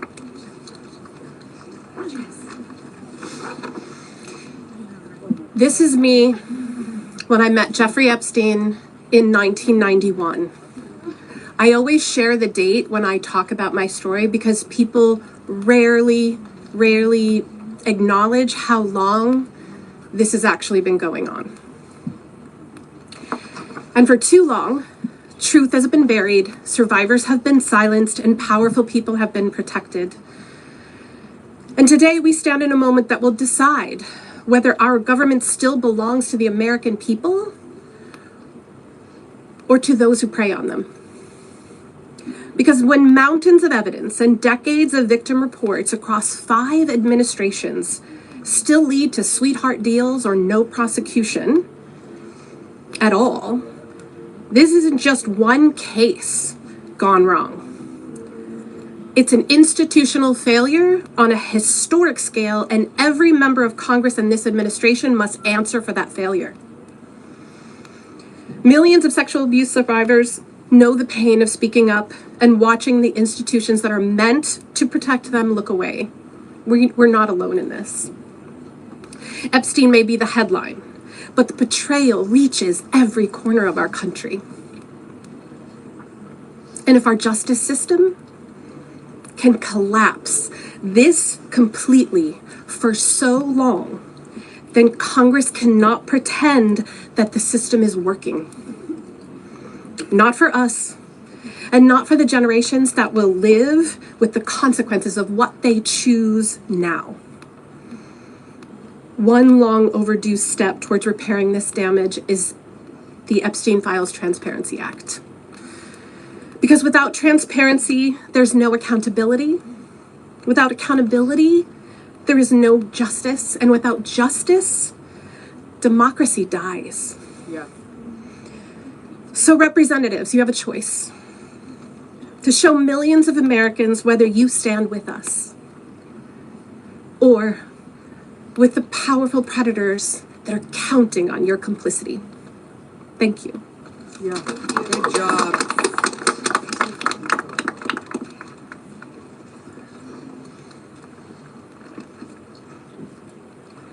Good morning. This is me. This was me. My name is Charlene Rochard, and I stand before you today not as a victim of rumor or conspiracy, but as a survivor of Jeffrey Epstein's abuse. Far too long, survivors like me have been dismissed, silenced, or told that our pain was exaggerated or fabricated. Let me be clear. This is not a hoax. Yes, it's not. What we endured was real, and it has scarred lives across 5 presidential administrations. The truth has been buried in sealed files and hidden records for far too long. The Epstein Files Transparency Act is not just about survivors. It's about America itself. How can we keep America great if the principles the nation was founded on, that power belongs to the people, is not protected? No one, no matter how wealthy and well-connected, stands above the law. If we cannot face the truth, then we betray the very ideals that defines us as a country. By passing this act, Congress has the chance to prove that truth matters more than privilege, that justice matters more than influence, and that America has the courage to confront even the most uncomfortable realities. This is not just about survivors. It's about every American who believes in accountability, fairness, and the promise of justice. I stand here today not only for myself, but for every survivor of Jeffrey Epstein's abuse who has carried this burden in silence, and for every citizen who believes that justice delayed is justice denied. Yes. I want to thank Representatives Ro Khanna and Thomas Massey for standing with us. Thank you. And I especially want to thank Representative Marjorie Taylor Greene. Her unwavering support, her courage to stand with us and demand transparency gives us strength. Thank you. It shows that this fight for accountability is bigger than politics. It's about humanity, justice, and truth. This is about America's future. It's about whether we, the people, will be heard when we have the courage to stand for truth and justice. Our voices are real. Our pain is real. And our demand for justice will not be silenced. Thank you. Amen. Yes, girl, Charlene. Hello. Good for you, girl. You did amazing. My name is Laura Bloom McGee. This is my first time speaking publicly about my abuse. As a young woman in New York City, I was pursuing a modeling career and building a life of giving back through my philanthropic work. Instead, I was intentionally groomed and became part of an international model sex trafficking ring that was led by Jeffrey Epstein. I was sexually and mentally abused by Jeffrey Epstein. He used my dreams and vulnerabilities to silence me. Today, I am here to break that silence. Sex trafficking and sexual abuse are crimes against human beings, not political talking points. For too long, Epstein's abuse was an open secret, with his network remained protected. Evil thrives in darkness. We must shine a light on every corner where it hides. Nothing should be off limits in the search for truth. Please vote that everything in the files be released. Let investigations proceed without obstruction. Demand oversight and deliver justice. The government must never side with predators. I come as one survivor, but I stand here for everyone who prayed for me, who believed in me, and who hoped for me. To my fellow survivors, your courage brought me here. We are more than victims. We are mothers, daughters, sisters, friends. This is not a hoax, and we will not be erased. Shame on any elected official who obstructs truth and justice for the American people. Thank you. Amen. Yeah, girl. Any elected official, guys. Make sure y'all double tapping that screen. Most My definitely name is subscribe Liz to the Stein. channel if you're new. In 1994, I was a senior in college, just 21 years old. I had aspirations of attending law school after graduation, and it looked like I had a bright future ahead of me. 1994 was also the year I met Ghislaine Maxwell and Jeffrey Epstein. My involvement with them changed the trajectory of my entire life. The Epstein files are not about loyalty to any one political party. They are evidence of a crime. We stand here today, victims of the crime of sex trafficking. I'm here today speaking both for my 21-year-old self and for the countless number of people who have experienced sexual violence. When I am asked what I would tell my younger self if I could say something, I say that I would tell myself to tell someone. And if they don't listen, to tell someone else. And to just keep telling until someone listens. And even if nobody listens to you, you should be proud of yourself because you stood in your uncomfortable truth when others could not. And that is true bravery. We stand here today as survivors, part of a sorority that none of us asked to join. We have told our stories over and over and over. Now it's time to see who is listening. We ask that you vote to release the files, all of them, so the victims of this crime can finally see justice. Thank you. Amen. Yes. Go, girl.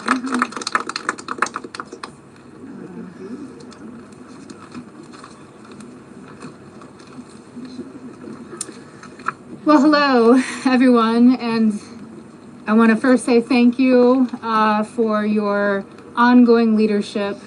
I know it must not be easy thing to do, much like it's not easy for us to be doing this, so I guess we're in this together, so thank you so much. I feel like our courage has, we're reflecting, mirroring courage, because that's what it takes to do this, right? So this was me at 22 years old. I was not a child, technically, very young adult. I imagine most of you here can relate to the mindset and to be 22 years old. So today is a good day, and I thank God for that.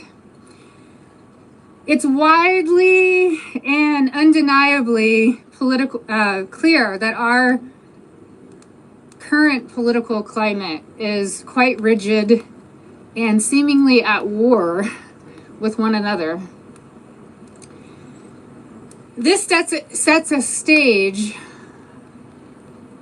This sets a stage for voices, survivor voices, to get spoken over and drowned out by the political darts whizzing by.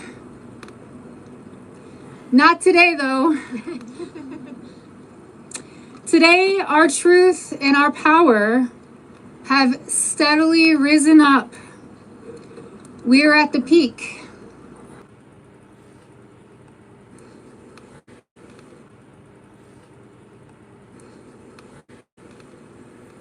If anyone doubts that this does not directly contribute to the fate of our country and democracy, I challenge you and I urge you to think again.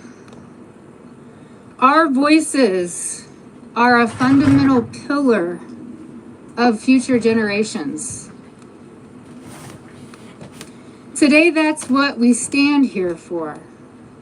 Accountability, action, and justice. Let's get this vote done today. Let's send it through the Senate and straight to President Trump's desk for signing. I'd like to be there that day that he signs. I'm sure all of us would like to be there. Today is a good day, and let's keep moving forward. Thank you so much. Let me give you a hug. Okay. Hey guys, we're actually pressed for time, so we are not going to be taking questions. Going further, I bring back Rokana. He's going to do our closing conversation and comments. Well, thank you, Hilly. Teresa is right. It's pretty big what the survivors have accomplished today. And I just want to say how eloquent, strong, and admirable they were. Let's give them a round of applause for their courage. Thomas and Marjorie and I will take a few questions from people that have. Yeah. Go ahead. Is basically right now calling on the Senate to make revisions to this bill because he says it doesn't adequately protect the survivors, the victims that are standing behind you. Your response to that? That's been a red herring all along. The survivors have always been in favor of this legislation, and there's a provision in there you can read if you would just read it that protects them. Now, if he wants to offer more protections in the Senate, that's fine with us, but here's the problem. Now we have to vote on it again in the House. And so, as you heard, justice delayed is justice denied. It could be just another delay tactic. But we want to... Is that what you think? That's the motivation? I think the Speaker wants to save face. He's going to vote for a piece of legislation today that he's disparaged for 4 months. And however he needs to come on board, we want him on board. So we appreciate that. Did you want to? Go ahead. Go ahead.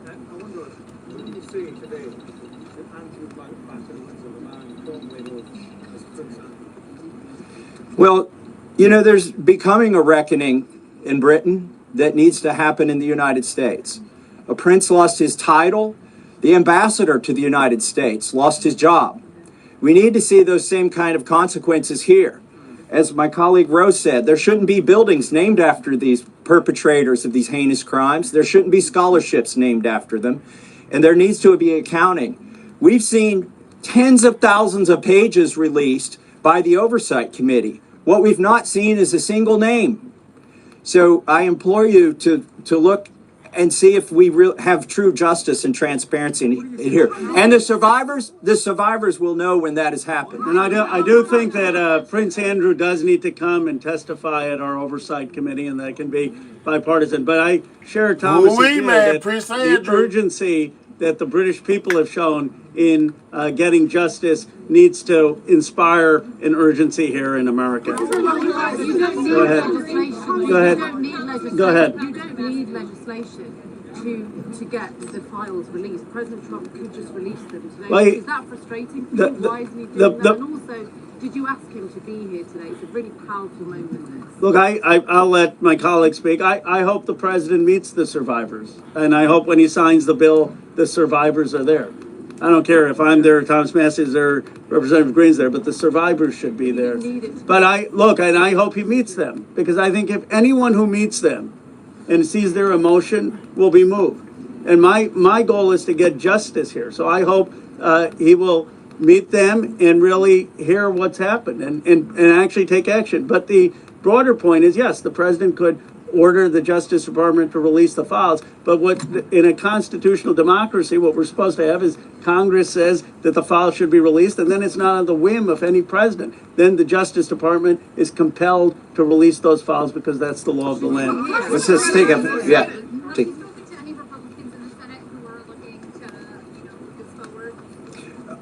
So Senator Merkley is a Democrat. He's led the exact same legislation that Roe and I introduced in the House. One Republican co-sponsored his bill yesterday, and I have spoken to at least one more who says they will co-sponsor. The important thing about the Senate is that they need not to muck this bill up.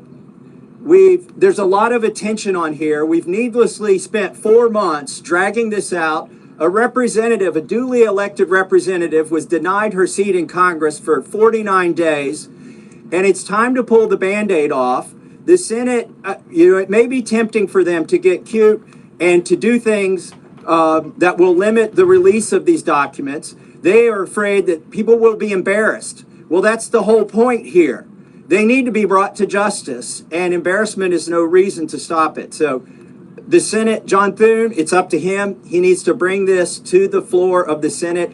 And I think the vote today will show that in the House. And the president, look, the president has said he would sign the bill. You're going to get almost a unanimous vote here. So you have the president and a unanimous Congress believing that this protects the survivors and is calling for the release. There's no reason for the Senate now to, as Representative Massey puts it, muck around with it. They need to put it up, have a vote, have the president sign it. If there's any further protections, they can do that through the DOJ process. But what they should not do is delay a vote on a bill that the House is going to vote overwhelmingly for and that the president supports. Councilman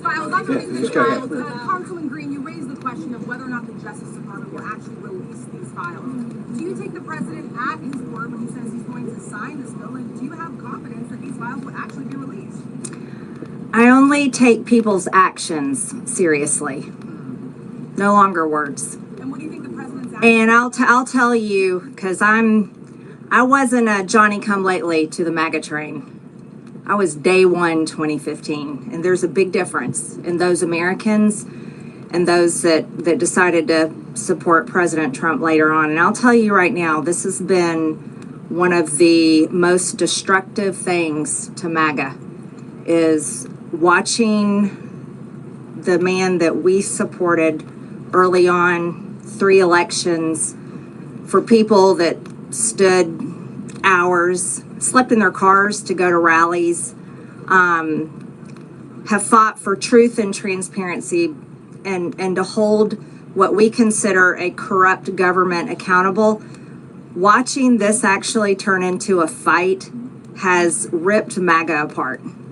And the only thing that will speak to the powerful, courageous women behind me is when action is actually taken to release these files, and the American people won't tolerate any other bullshit. That's where we are today. Thank you. Go ahead. There'll be 2 more questions, and then we're around all day. Is this a watershed? How would you sum up today in terms of your battle to get to the truth? I would say that these survivors have been fighting for decades, and they finally are being heard by the American people, and we're finally going to have a reckoning for this Epstein class that has gotten away with horrific things. Look, I grew up in Bucks County, Pennsylvania. People went to church, they played Little League, they went to their neighbors for barbecue. They didn't go to a rape island and abuse young girls or traffic young girls. And people with extreme wealth have thought that the laws don't apply to them, and their culture is totally out of touch with the values that built America. And finally, we're going to have a reckoning over it. How worried are you? Let's take the lady here. Let me ask you this. You said you wanted this to go straight to the Senate. What message does it send to the survivors behind you if the Senate doesn't adequately move this bill forward? Well, they're not here. They're not going to answer questions, so I'll answer a question. I prefer, actually, it goes straight to the president. He can release these files without the Senate acting. Sometimes they take a long time to get things done. The House figured out a way to take 4 months to get this done. I think it's disrespectful to the survivors if they delay this. There's nothing more important than cleaning out the rot in this country. And this is rot, and it's not a partisan issue. And the senators need to get on this. Yes, the economy is important. Yes, international policy is important, but there's nothing more important than getting to this rot and cleaning it out. They should put it at the top of their agenda. There's a provision in the bill already that would allow the DOJ to not release certain information that would jeopardize an active investigation. The president just last week ordered his DOJ to conduct an investigation. What makes you think you would actually, if this bill passes, see these files? There are 1,000 survivors. They can't open enough investigations to cover up everything that's in these files. And yes, it's true they can try to protect a few certain people or a few certain companies, but those investigations will eventually end. And in the meantime, There's not enough investigations to cover up 1,000 different crimes, 1,000 different rapes, 1,000 different sex trafficking instances.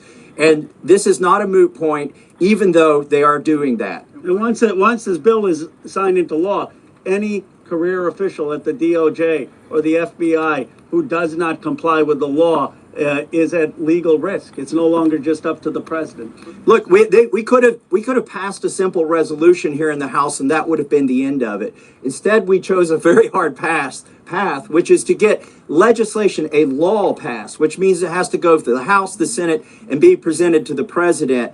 And that will have the force of law. They will be breaking the law if they do not release these files. Thank you very much. Last question, and then. Why do you think he's fought so hard? He could do it now. Why hasn't he done it? I believe he's trying to protect friends and donors. And by the way, these aren't necessarily Republicans.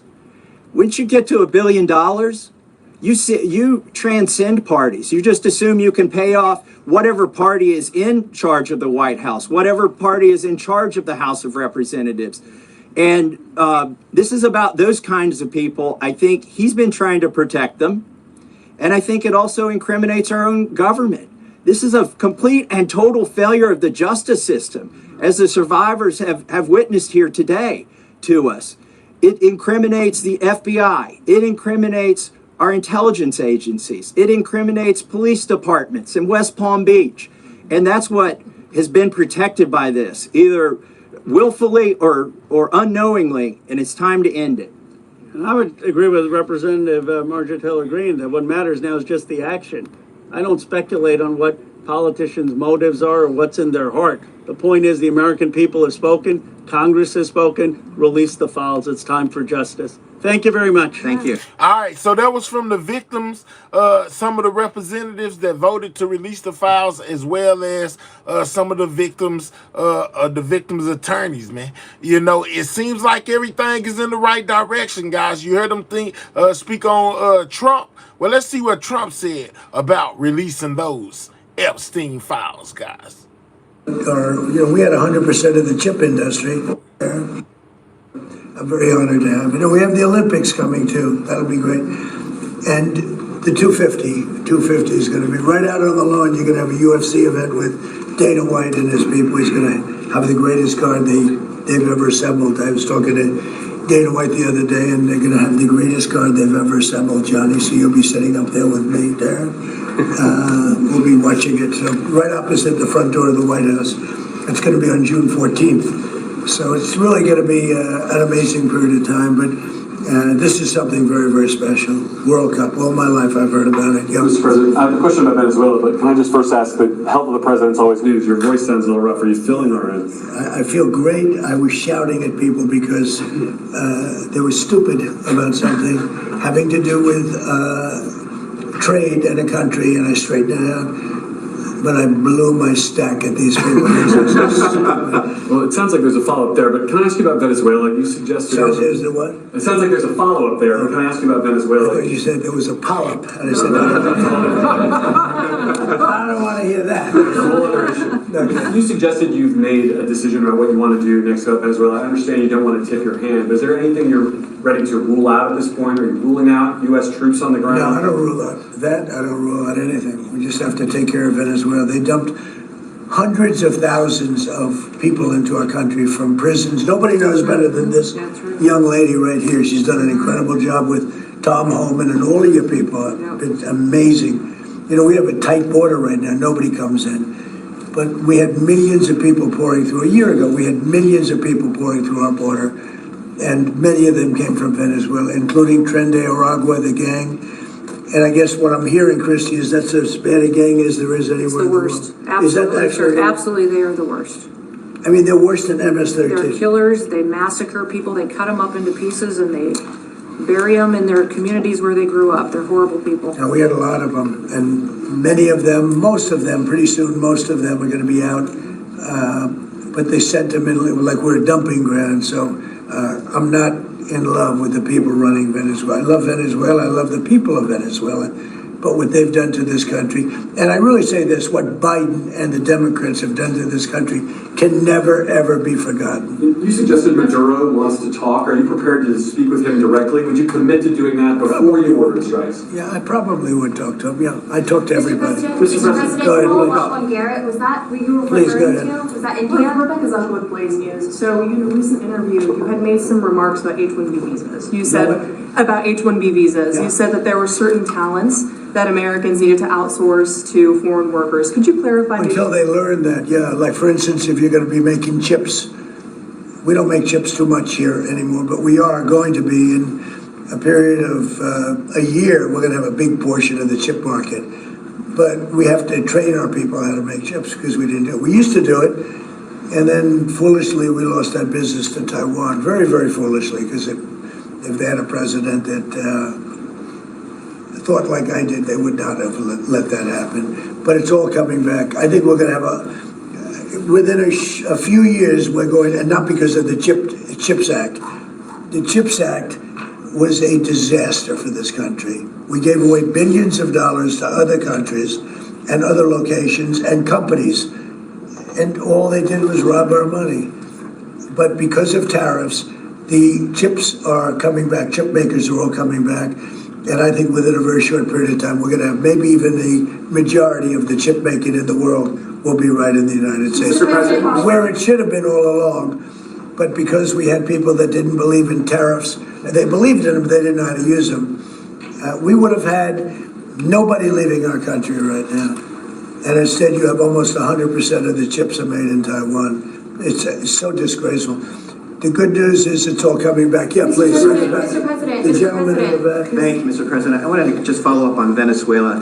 In these talks with Maduro, is there anything that he could say or do that would allow you to feel like he could stay with your support? Is there anything that he could say that you would be, okay, you can stay with? It's hard to say that. You know, the question's a little bit tricky. I don't think it was meant to be tricky. It's just that, look, he's done tremendous damage to our country, primarily because of drugs, but really because we have that problem with other countries too.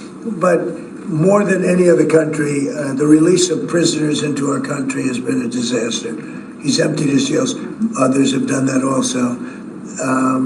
He has not been good to the United States. So we'll see what happens. At a certain period of time, I'll be talking to him. Mr. President, can I follow up? You mentioned your voice and you were shouting about trade.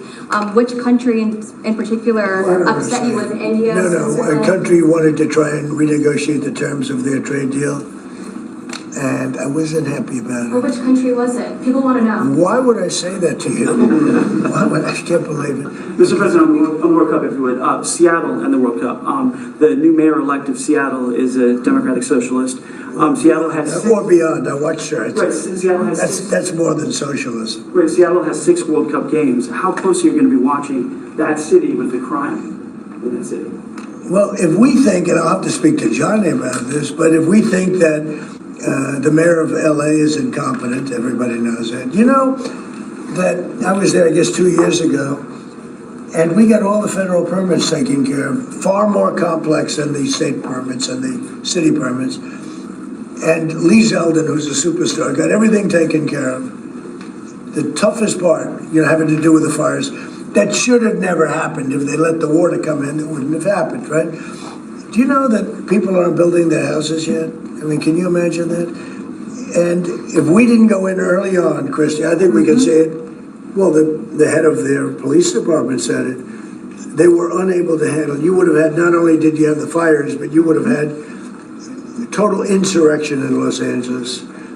And if we didn't go in, and the head of, the gentleman, he said it, and he said it strongly, he said we could not have done it without the federal government. We did a great job.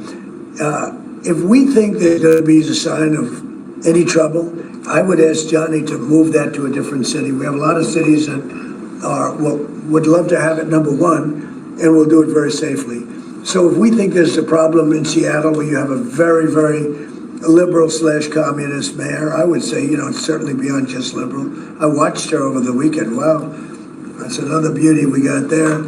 But if we think there's going to be a problem, we'll Johnny, can I say we will move? I don't think you're going to have this problem, but we're going to move the event to someplace where it's going to be appreciated and safe. Yeah, well, I think safety and security is the #1 priority for a successful World Cup. We can see today that people have trust in the United States when we see at the ticket sales, we sold, I mean, record-breaking figures of tickets, almost 2 million already sold out of 2 million that we have been selling. This is because people, they know that they will be coming here and they will experience a safe and secure World Cup. This is the responsibility, of course, of the government, of Secretary Noam, of everyone, and obviously we will. We will discuss. We are working together. We have a task force for this, and we must ensure that all fans coming from abroad or being here, they can experience a celebration of coming together of the sport, and this goes only with 100% safety. We are communicating with all these mayors about what their responsibilities are. They know the safety and security of these events is their #1 responsibility, and we'll be there. The president's always there to keep them. If you haven't took time to hit that like button, man, make sure you double tap that screen or click those 3 dots, hit that thumbs up, guys. Those are 2 ways you can get the likes up, by clicking the 3 dots, hitting the thumbs up, or simply double tapping the screen of your mobile device, guys. Trump on a lot of other topics, as well as speaking on the Epstein files, guys. Make sure you subscribe to the channel if you're new. And safe, but he also makes sure that people that know their responsibilities and that they're prepared to host these events and do so in a safe manner. Is there a timeline? Yeah, go ahead, Bruce.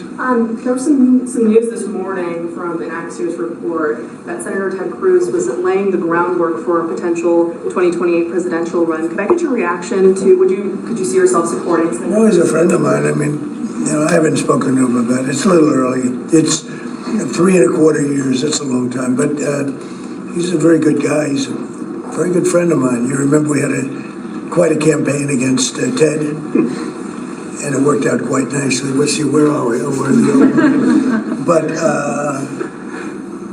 I'm not that surprised to hear that. Mr. President, on the tariff exemptions, you had some recently on a variety of different goods. I'm wondering, are you ruling out going forward no more exemptions on products? You're mentioning a disagreement header. We've taken in hundreds of billions of dollars in tariff money. We're going to be issuing dividends later on, somewhere prior to, probably in the middle of next year, a little bit later than that, of thousands of dollars for individuals of moderate income, middle income. We're going to pay down debt. We have a lot of money from tariffs. If we didn't have tariffs, this nation would be in serious trouble.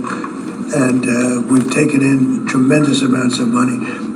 And you know what's more important than that? We've protected our businesses from being raided like we did with the chip business. Now we're bringing them all back.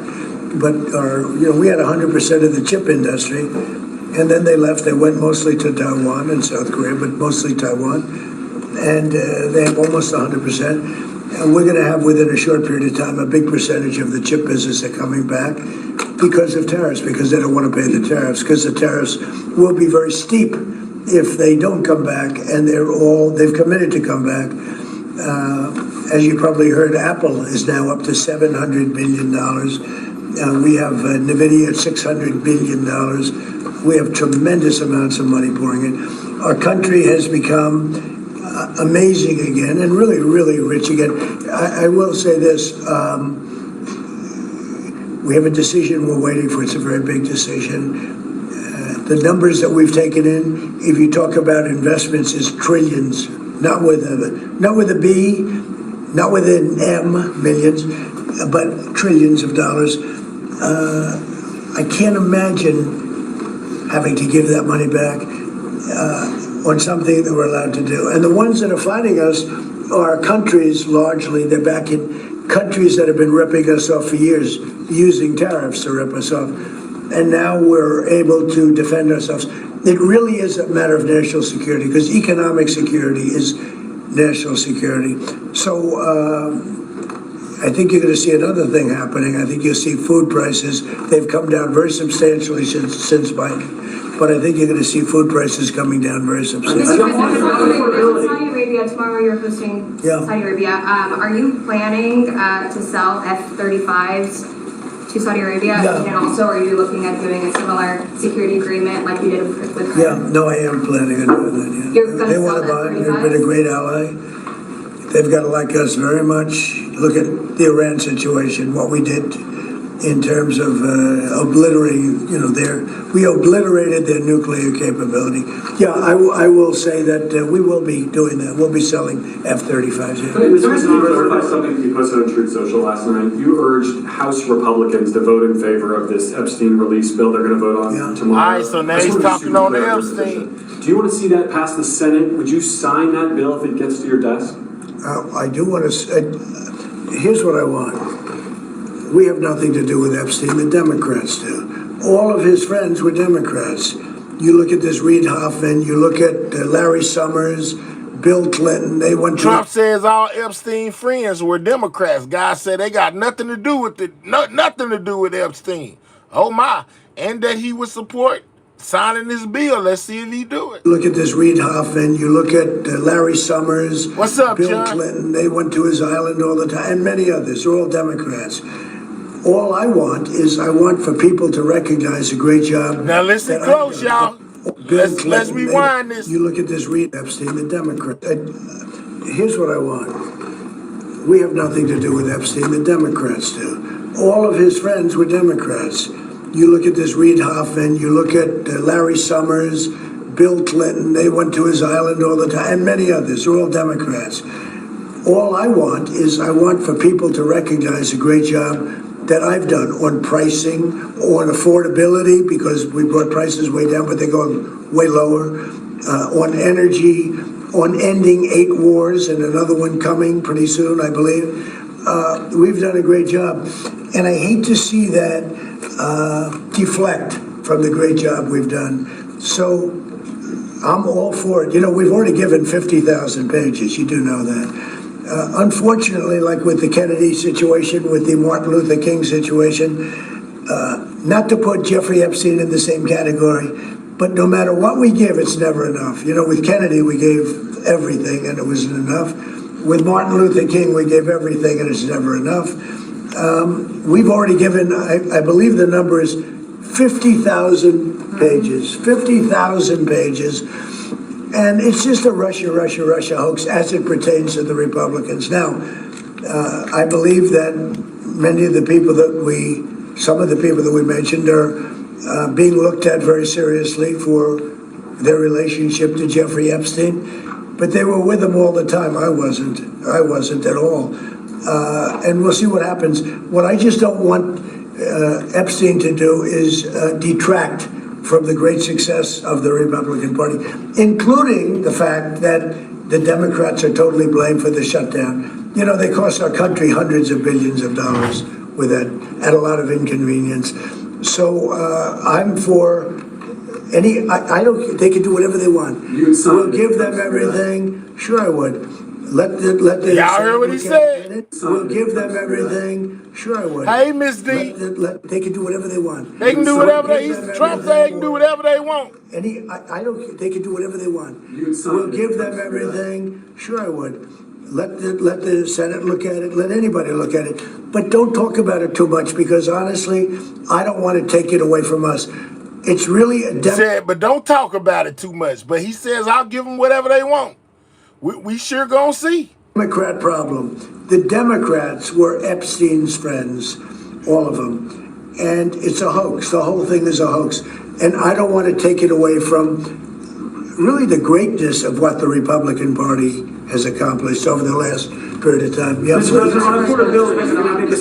shutdown is now over, and administration officials had said when the shutdown ends, they'll reevaluate the farmer relief. Now we have the deal with China. So is the administration still looking to dish out farmer relief now that the government is back? Yeah, we want to. I'm always going to help our farmers. So are you still looking to do I would do that. Yeah, if they need relief, we'll be there for them. We're going to always be for our farmers. So what are you waiting Yeah, for? please, in the back.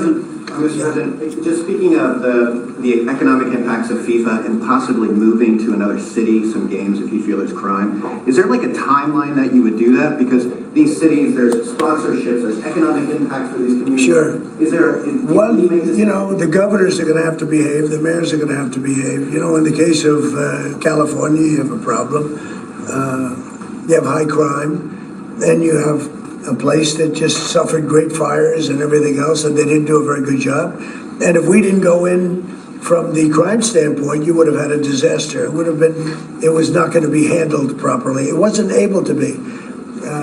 All right, so Trump, he doesn't talk about Epstein much. He just touched on it right there. Said that he don't have a problem with releasing the files. Give them everything they want. The Democrats are hand in hand with Epstein and really not him. You know, that's what he said. So it passed to go on his desk. And later today, he's supposed to be signing it. Let's see if he do it. Now, the catch-22 to all of this is they're saying that the documents are basically going to be heavily redacted. And they took it up in front of, I think, the courts as far as that goes. Now, here's Mike Johnson, guys, on the Epstein files and the release. Let's go. We spent the last 6 weeks in our districts. Most of the members of the House, at least the House Republicans did, at least 6 weeks they spent in their district, and many of them will tell you, and they've said publicly and privately, they did some of the best work of their career because they were right there with their constituents at home in their districts, in their counties, and their parishes. In our case, in Louisiana, working with their constituents and helping them navigate the consequences of the Democrats' pointless political games in the shutdown. They did some really important work, and we are ready and eager now to get back to the legislative session work, the other side of this job, so that we can deliver on our promises to the American people. Can we get these likes all the way up, guys? Double tap that screen if you have not. They say they're going to release all the meaningful info. Double tap that screen. That's how you hit the like button on your mobile device if you have not, or click the 3 dots, hit the thumbs up, guys. That's another way to hit the like button. Also, subscribe to the channel if you're new, as I show and tell y'all everything I have found on the release of these Epstein files, guys. We have ran down a couple of them. Now let's hear what Mike Johnson and the Republicans have to say about the release of the Epstein files. The Republican Party has been doing this, and we will continue. We're going to continue to reduce the cost of health care. We got big plans to do that. We're going to continue reducing prices and the cost of living for American families. And of course, to finish the rest of the appropriations government funding process. We've been needing to do that, and we are already working around the clock to accomplish those objectives. But with so many pressing issues on our plate, just very frustratingly to us, the Democrats are delaying that work even further with a political show vote. They're forcing a political show vote on the Epstein files. So we're just going to address that right at the top here this morning, because they've spent so much time, the Democrats have, spinning the facts and trying to confuse the people, that I wanted to come in this morning and just clearly explain for the people back home how we got here and why this vote is happening right now. First, a quick review of the relevant history here. For 4 long years under the previous administration, under the Biden-Harris administration, Democrats insisted there was no border crisis. Remember, they told you that that wasn't a problem at all. They dismissed inflation as transitory. That's what they told us. They told the American people not to believe what we could all see with our own eyes, that there was an obvious mental and physical decline on the part of President Biden individually. And now, seemingly overnight, these same cast of characters, they've taken a sudden and urgent interest in the Epstein investigation. Suddenly, it's all in the name of transparency. That's what they're trying to tell us. But the truth is, the biggest proponents of this discharge petition were never actually interested in transparency or ensuring justice or protecting victims of this unspeakable tragedy, the Epstein evils. And how do we know that? Because the Democrats had every one of the Epstein files in their possession for the 4 long years of the Biden administration. The Biden Department of Justice had the files the entire time. And not a single... And maybe they did, and you're right. You know, they could have released them at any time.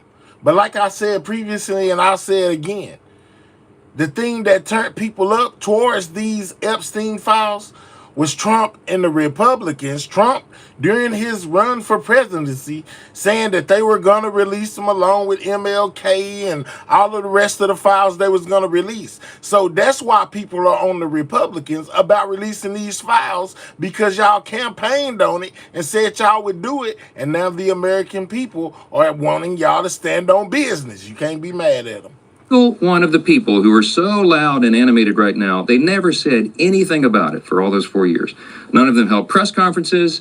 None of them demanded the release of the documents.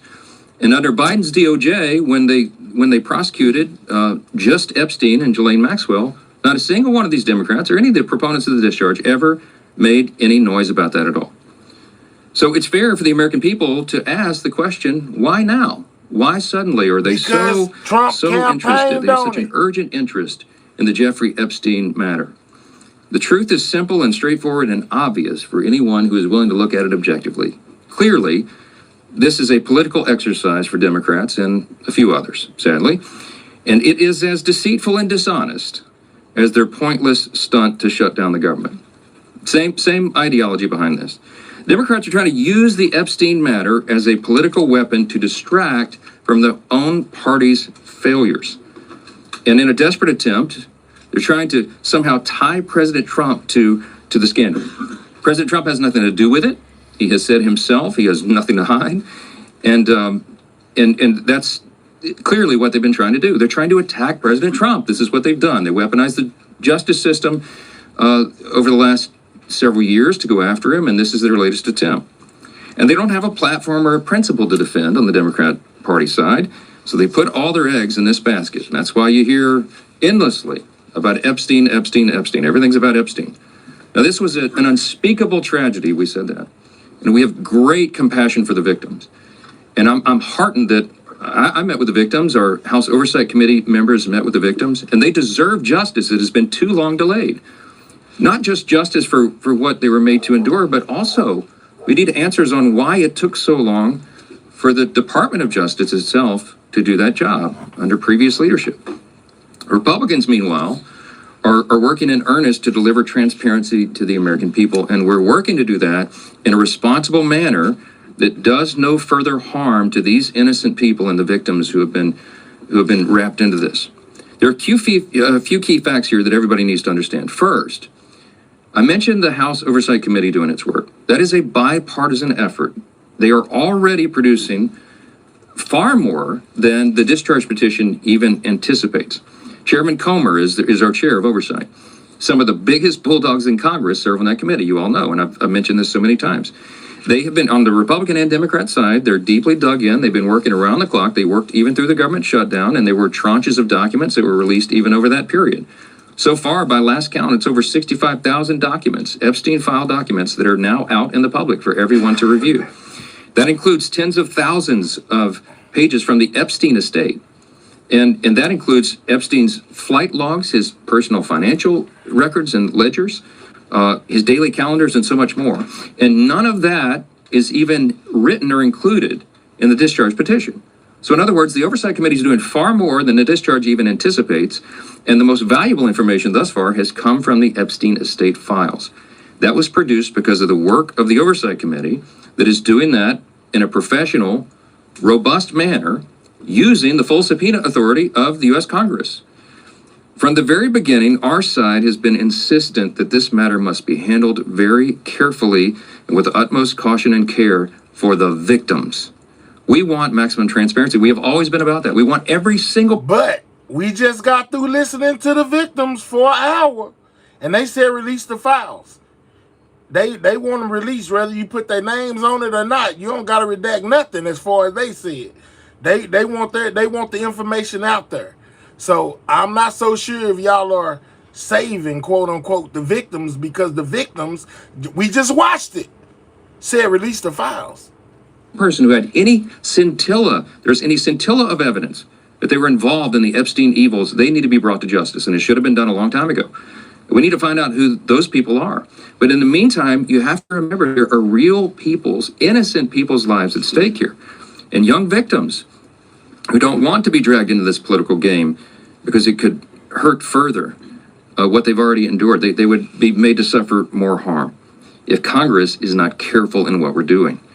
And unlike our very important work that's underway in the House Oversight Committee, the Democrat-led discharge petition would carelessly dump thousands of documents without proper protections for the innocent.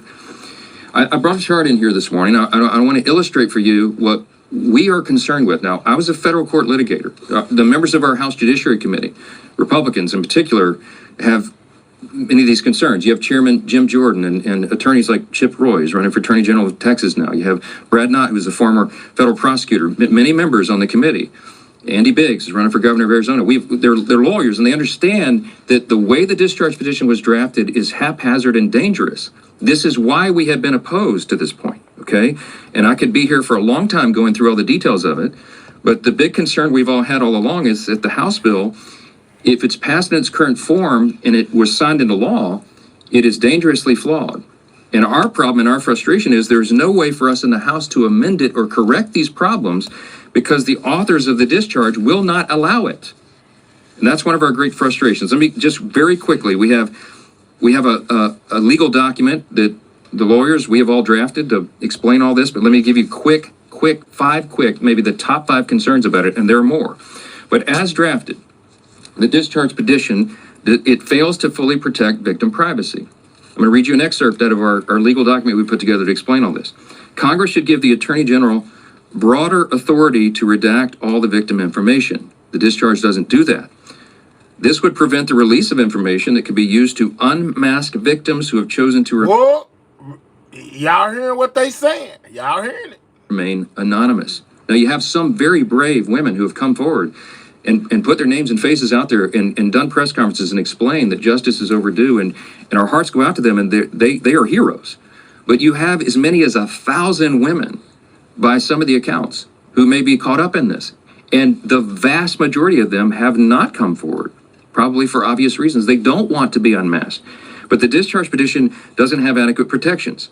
It risks re-victimizing those who were trafficked and exploited.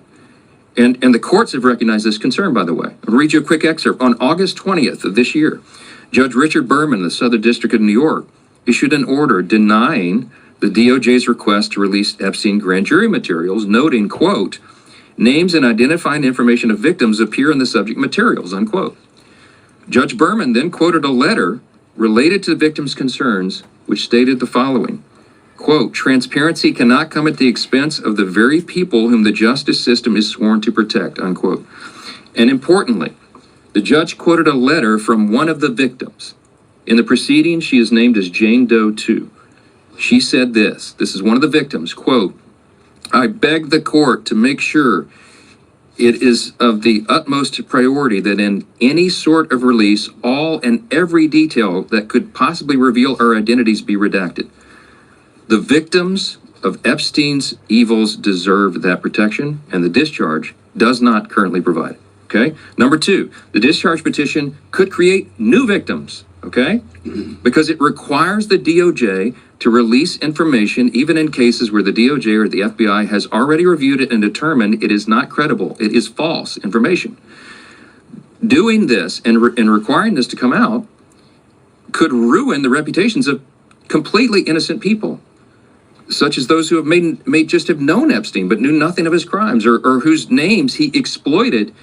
Think of this, innocent people whose names he exploited and used to try to get close to his intended victims. Their names may be in these files, and they had nothing to do with this. And so by just haphazardly releasing it, you're going to destroy their reputations. Releasing information containing the names of innocent people would subject those innocent people to a guilt by association. It would create an entirely new group of victims who have no means to clear their names. That's a concern of Congress, and it should be. Number 3, the discharge in its current form fails to prohibit the release of child sexual abuse materials. That is a term of art. It's called CSAM, okay? It's defined in the U.S. Code. The discharge is so haphazardly written, because remember, it's just a political exercise for these guys. They don't seem to care about this, but they cited the wrong section of the U.S. Code. So when they say that we don't want child pornography to come out, child sexual abuse materials, of course, we don't want that released. They wrote this thing so quickly that they cited the wrong section. So you know what that means? It means that it doesn't really bestow any real legal authority on the Attorney General to redact those materials. And that would compel the DOJ to release that stuff into the public. Every single person in this room knows that's wrong, and you should stand against it. But that's what the discharge says. Number 4, it jeopardizes the future federal investigations of the United States. Why? Because the discharge only allows the Attorney General to redact limited portions of records that could publicly identify individuals who are promised confidentiality. In this scenario, you're talking about whistleblowers, you're talking about confidential informants who came forward and gave information and evidence in exchange for agreeing to have their identities not revealed. Violating confidentiality, imagine the chilling effect that would have on future investigations. Who's going to want to come forward if they think Congress can take a political exercise and reveal their identities? Who's going to come talk to prosecutors? It's very dangerous. It would deter future whistleblowers and informants. Well, when it comes to work, productivity, success. Cover law enforcement officers who are working in future operations. Dangerous stuff, and they seem not to care. And by the way, I'm going to remind you again, we went to the authors. We asked the authors of the discharge to change this, and they said jump in the Potomac. All right. How y'all feeling about Mike Johnson, guys? Is he really ready for transparency and trying to protect the victims, or is this a bunch of hogwash and this is a cover-up? Let me know. Okay. Number 5, national security concerns. Okay, the discharge requires the Attorney General to release within 30 days, quote, classified information to the maximum extent possible. This ignores the principle that declassification should always rest, and always has rested, with the agency that originated the intelligence. Why? So that they can protect their critical sources and methods. It is incredibly dangerous to demand that officials or employees of the DOJ declassify materials that originated in other agencies, in intelligence agencies. I could go on. I won't be here all morning, but there's a lot of problems. There's also a lot of legal scholars, and I'm among them, who are concerned that that you've got problems with grand jury secrecy. We know Rule 6E of the Federal Rules of Criminal Procedure prohibits the release of grand jury materials, but the way the discharge is drafted, you can make an argument that it requires all that to come out, and that is a serious problem. Grand juries are not adversarial, okay? There's no opportunity there for cross-examination. You can't disprove evidence. You can't challenge the evidence in any way. And if Congress goes in and breaks that seal and just starts releasing sensitive grand jury materials and allegations like that, it raises a risk that the grand jury process will be politicized in the future. And that's a whole other danger that we could talk about all day. I'm gonna wrap this up and just say that Republicans support maximum transparency. We always have. The President of the United States supports maximum transparency. You've heard him say it in his own words. But he has had the same concerns that I've just articulated here, and we've talked about that. All of us have had these concerns, and we understand that we have a responsibility to innocent people and victims that is not properly guarded by the discharge petition. And that's why we're so incensed about that. We've got to make sure that we disclose the names of anybody who aided or conspired in any way with Jeffrey Epstein. But at the same time, you've got to make sure that innocent people are protected. So we have to do this in a way that doesn't violate victim privacy, that doesn't create new victims, that doesn't disclose the names of any whistleblower or informant, that causes the release of grand jury materials or child sexual abuse materials, or undermines our national security. And I think everybody of good conscience and common sense would say, of course you have to do that. But here we are. So the discharge petition got its 218th signature, and it is going to go forward. It is going to pass because it only takes 218. And we know that the Democrats have disregarded all these concerns, and they're going to move it forward anyway. So all the people of good conscience here say, we've registered our concerns. We stated our opposition as long as possible, but we're also for maximum transparency. So what am I to do as a leader in a situation like this? I call my counterpart in the Senate, Leader Thune, and I talked him through this with him and shared our deep concerns. And of course, they share those concerns as well. And so I'm very confident that when this moves forward in the process, if and when it is processed in the Senate, which there's no certainty that will be, that they will take the time methodically to do what we have not been allowed to do in the House, to amend this discharge petition and to make sure that these protections are there. The authors of the discharge did not allow us to do that here. That's the rules here. But in the Senate, they can correct it. So under that circumstance, because of that, We know there's serious deficiencies. We know that the work of our colleagues in the Senate can address that and will. They're very conscientious and concerned, as we are, about all this.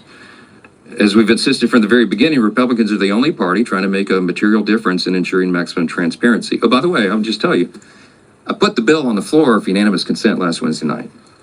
And guess who objected to it? The Democrats, okay?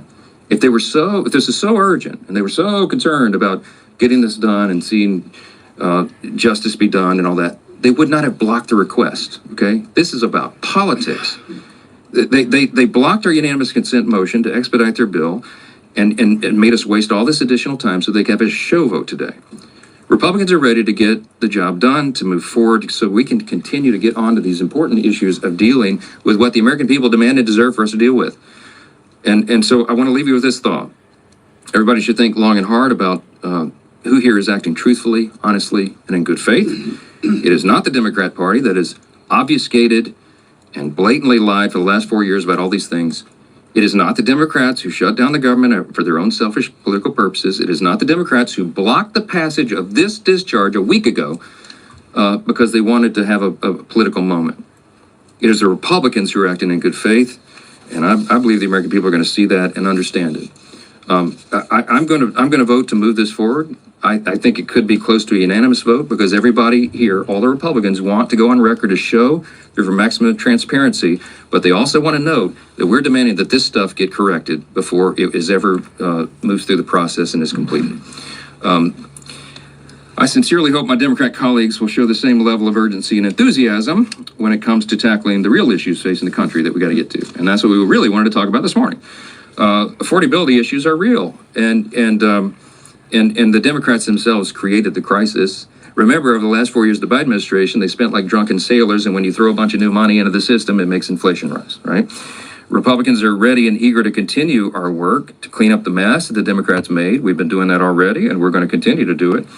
Joining the leadership team this morning to discuss our record-setting success and our continued efforts to bring back affordability, to lower the cost of living, to lower the cost of healthcare, and have abundant American energy are two of our Republican colleagues who are leading the church. Oh, no, Mikey. All right, so we heard what Mike Johnson had to say as far as releasing the Epstein files. He said that, man, it still put other victims in harm's way, right? You know, let's see. He also spoke about the vote, guys. You know what I'm saying, that they did to basically release them.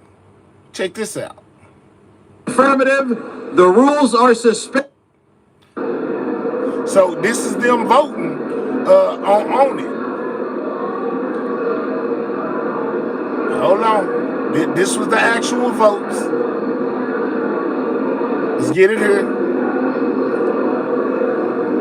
So 427 to 1. It passed, guys, for the release of the Epstein files. It most definitely passed.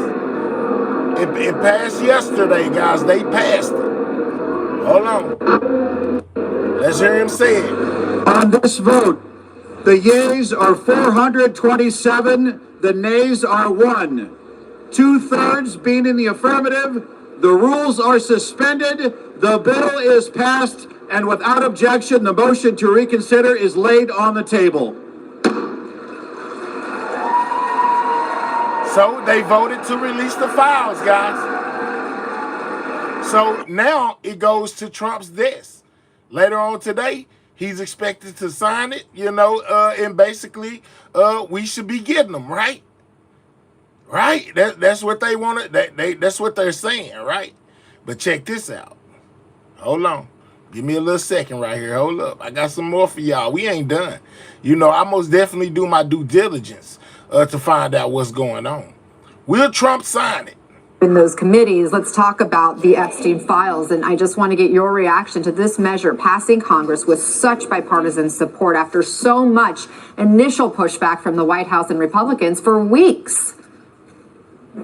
Yeah, I seem to reconsider too. It's as simple as that. And there can be no justice until these files are released and there is transparency, and people who have perpetrated and been a part of what could be our nation's largest sexual abuse scandal are brought forth into the light and held accountable for that. You know, that's what this is all about.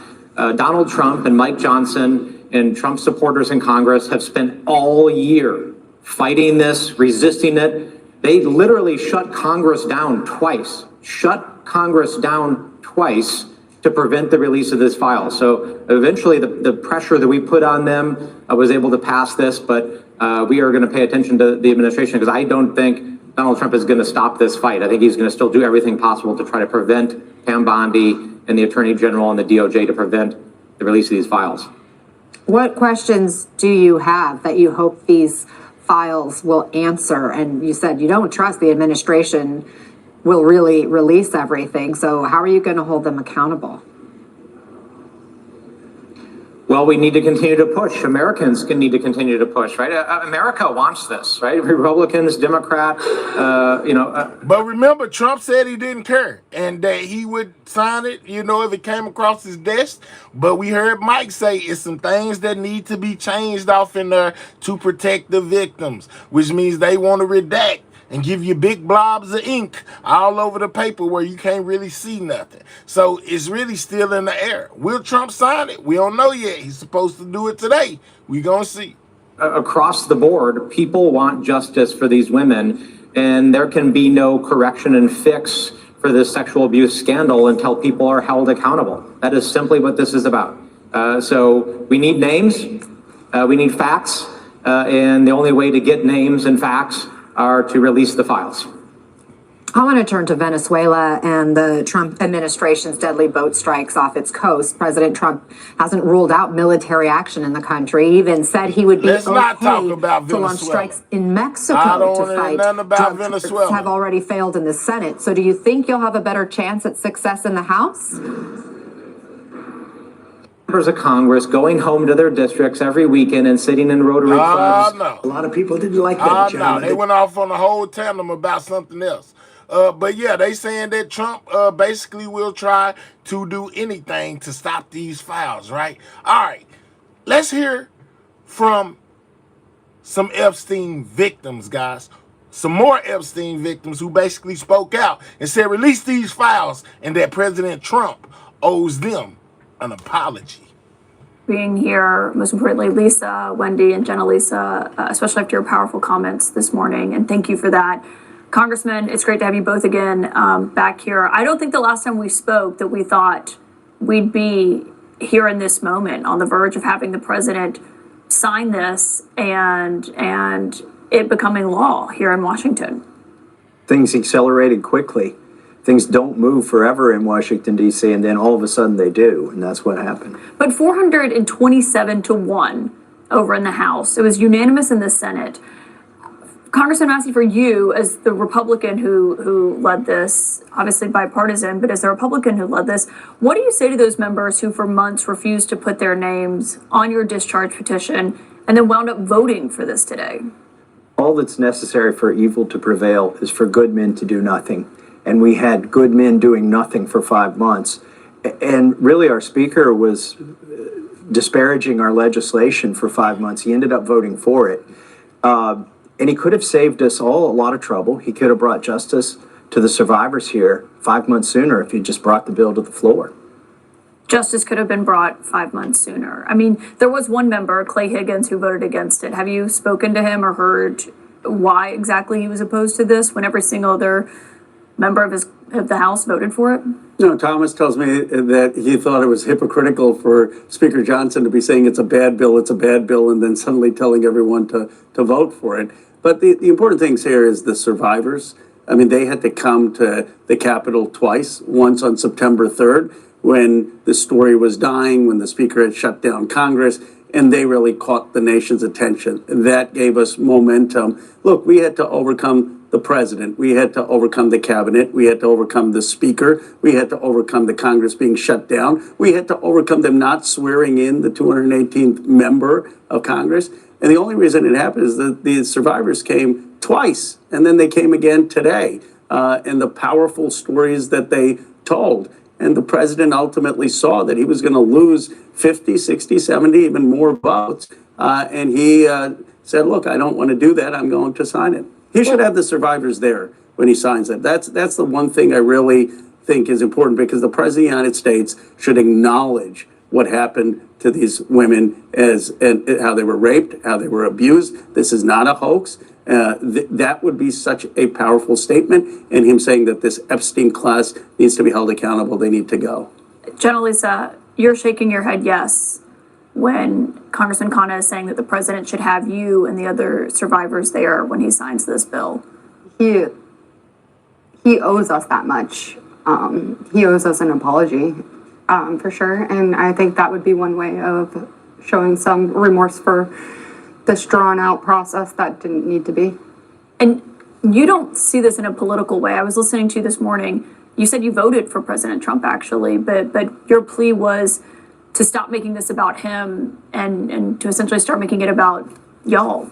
Yeah, I mean, he really ran his campaign on this. This is why I voted for him. This release of these files has been so important to me for so long that when he ran with that, I really had some hope that they someone even was going saying to do that he something ran about with it, no matter what the motive was, right, behind it, that he was going to release them and so solidarity with us. But then he completely flipped, and I mean, he was even working with our lawyers and stuff. So it was really hard to go from helping us to completely turning on us and then calling it a Democratic hoax when he knew it wasn't. So he thought it was just a political play, and I think that was wrong, and I think that added fuel to the fire against both parties and where it didn't need to be. Wendy, do you think that what happened today on Capitol Hill and what the congressmen here have been fighting for helps put survivors back at the forefront of this instead of politics being at the front of this? I think it's our best attempt yet, yes.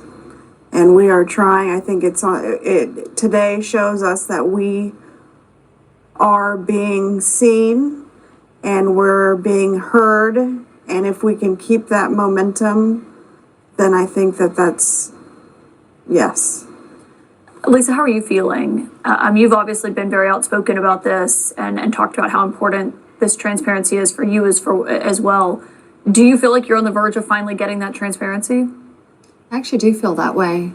I started speaking out just because I wanted to stand up for other survivors that have gone through the same pain that we have, but couldn't find their voice.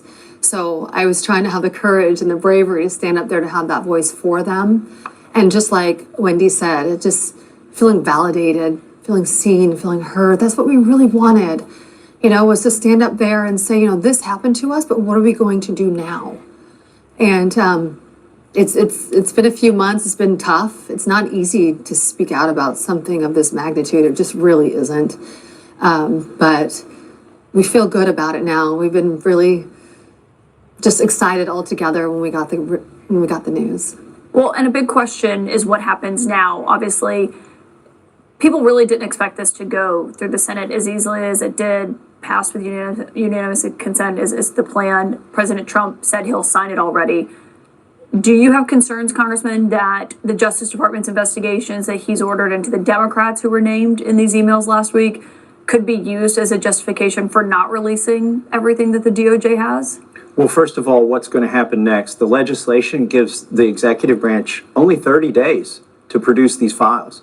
And if they redact anything, they've got 15 days to explain and justify any redactions. So we drafted this legislation so that if it did pass, things would be on a fast track.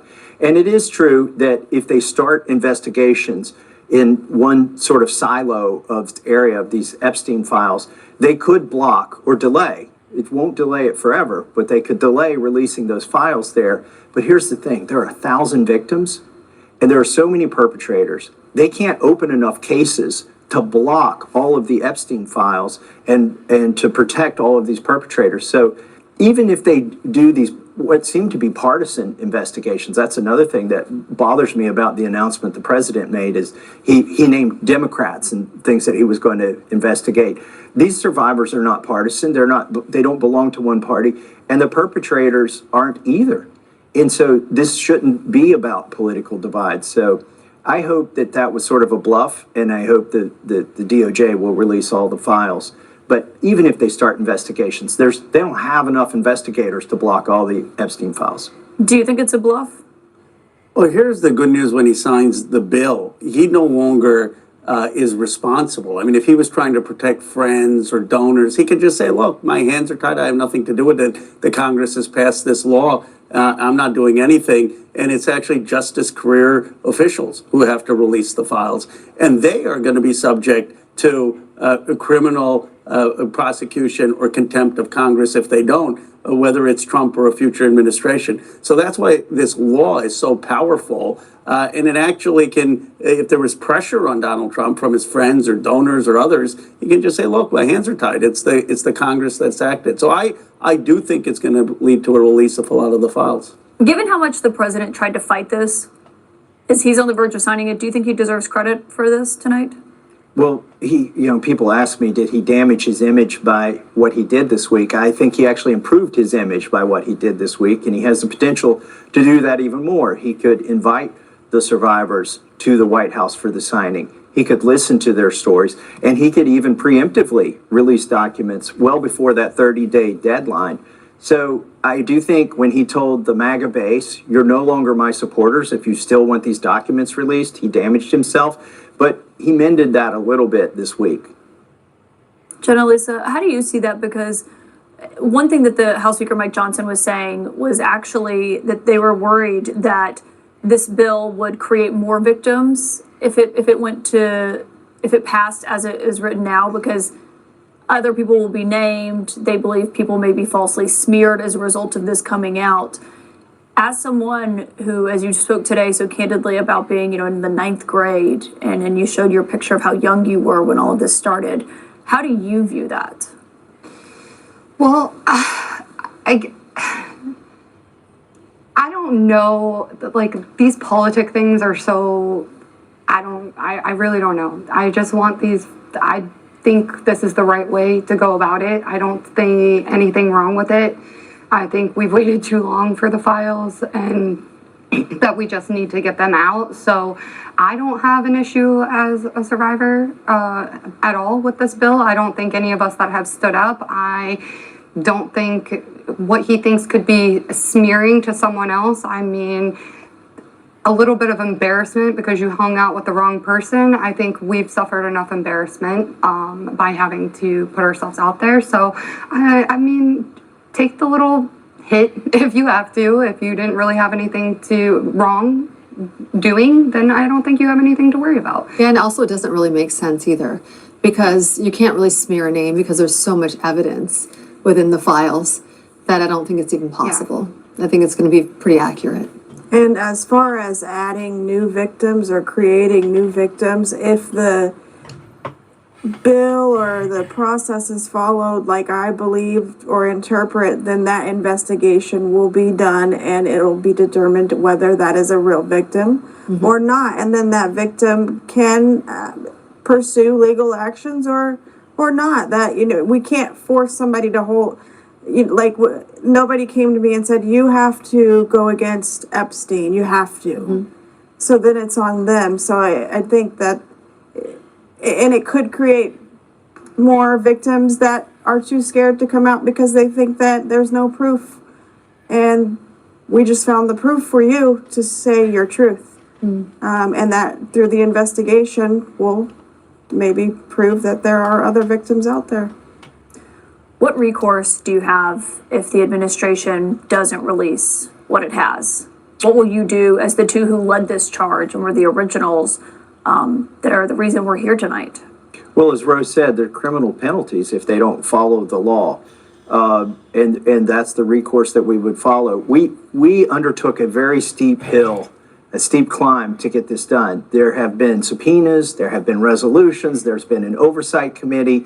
Those are all sort of Mother May I requests to the administration. We decided to do this as a law, which means it has to pass both chambers and even be signed by the man who was opposed to it. At least be presented to him. He could have always vetoed it. And because we're going to overcome all three of those hurdles, our recourse is legal now. Hey, these people could eventually go to jail for not releasing these files. What does it say that we're even here tonight? I mean, because we've spoken so many times about the improbability of this happening. I know you had done the math about how 4%. a discharge petition ever makes it through. It's incredibly rare. I mean, you two are very seasoned officials here in Washington. This is not somewhere where even a week ago it was clear that this was happening. I didn't think it was going to happen. But you know what? The survivors are showing us the way forward, not just on Epstein, but maybe for this country.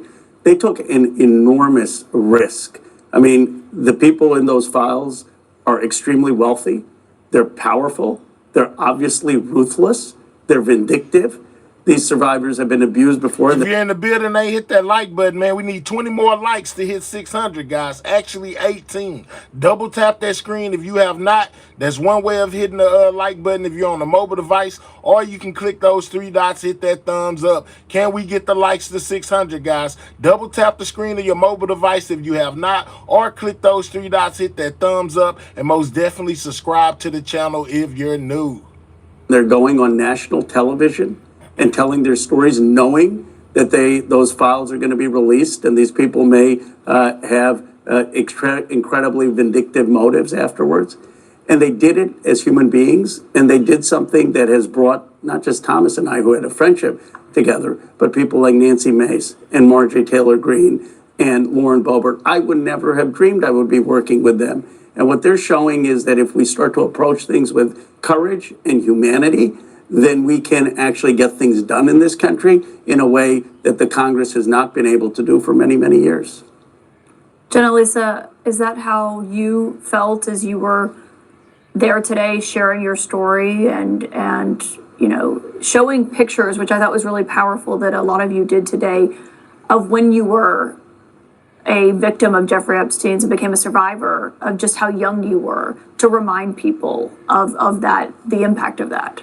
This is the first time I feel like that we've all are on a united front of like what is happening and that we want justice in the right direction. It was so important to share that photo of us when we were younger, because I think when people see us on camera and who we are now, that they forget that that's who we were then when it actually happened. And now I'm sitting here 20 something years later and I have a kid the same age that I was in that photo. And I think that is the tone that people need to remember is we're not just up here fighting for ourselves, we're fighting for other survivors. And these powerful people are still doing these things. Don't think that they're not. They are. They think they're untouchable and they'll do what they have to do to continue their horrific crimes. And we see that. Wendy and Lisa, do you feel like you're getting justice now in this moment? In this very moment, yes, but that can, it's fast fleeting. I know it felt really good today, right? Yeah. We sat with the Women's Caucus, Democratic Caucus, and the Republicans together. Yeah, that was a really, really powerful moment because it has felt for a lot of this process that the Republican Party has been very quiet. Mm-hmm. Very few have had the guts to stand loud and proud on this situation. And so to have those women come in and speak with us and have that type of support and to see both parties together on something is very powerful, because our country has been so divided for so very long, and it's just horrific to watch. So to see those beautiful moments that the public didn't get to see, and that was personal and private, and to be with the Democratic Women's Caucus as we found out that the Senate had passed it. I mean, I'm sure there will be photos floating around, but it was the first time in a long time that we had some happy tears. Not such sad.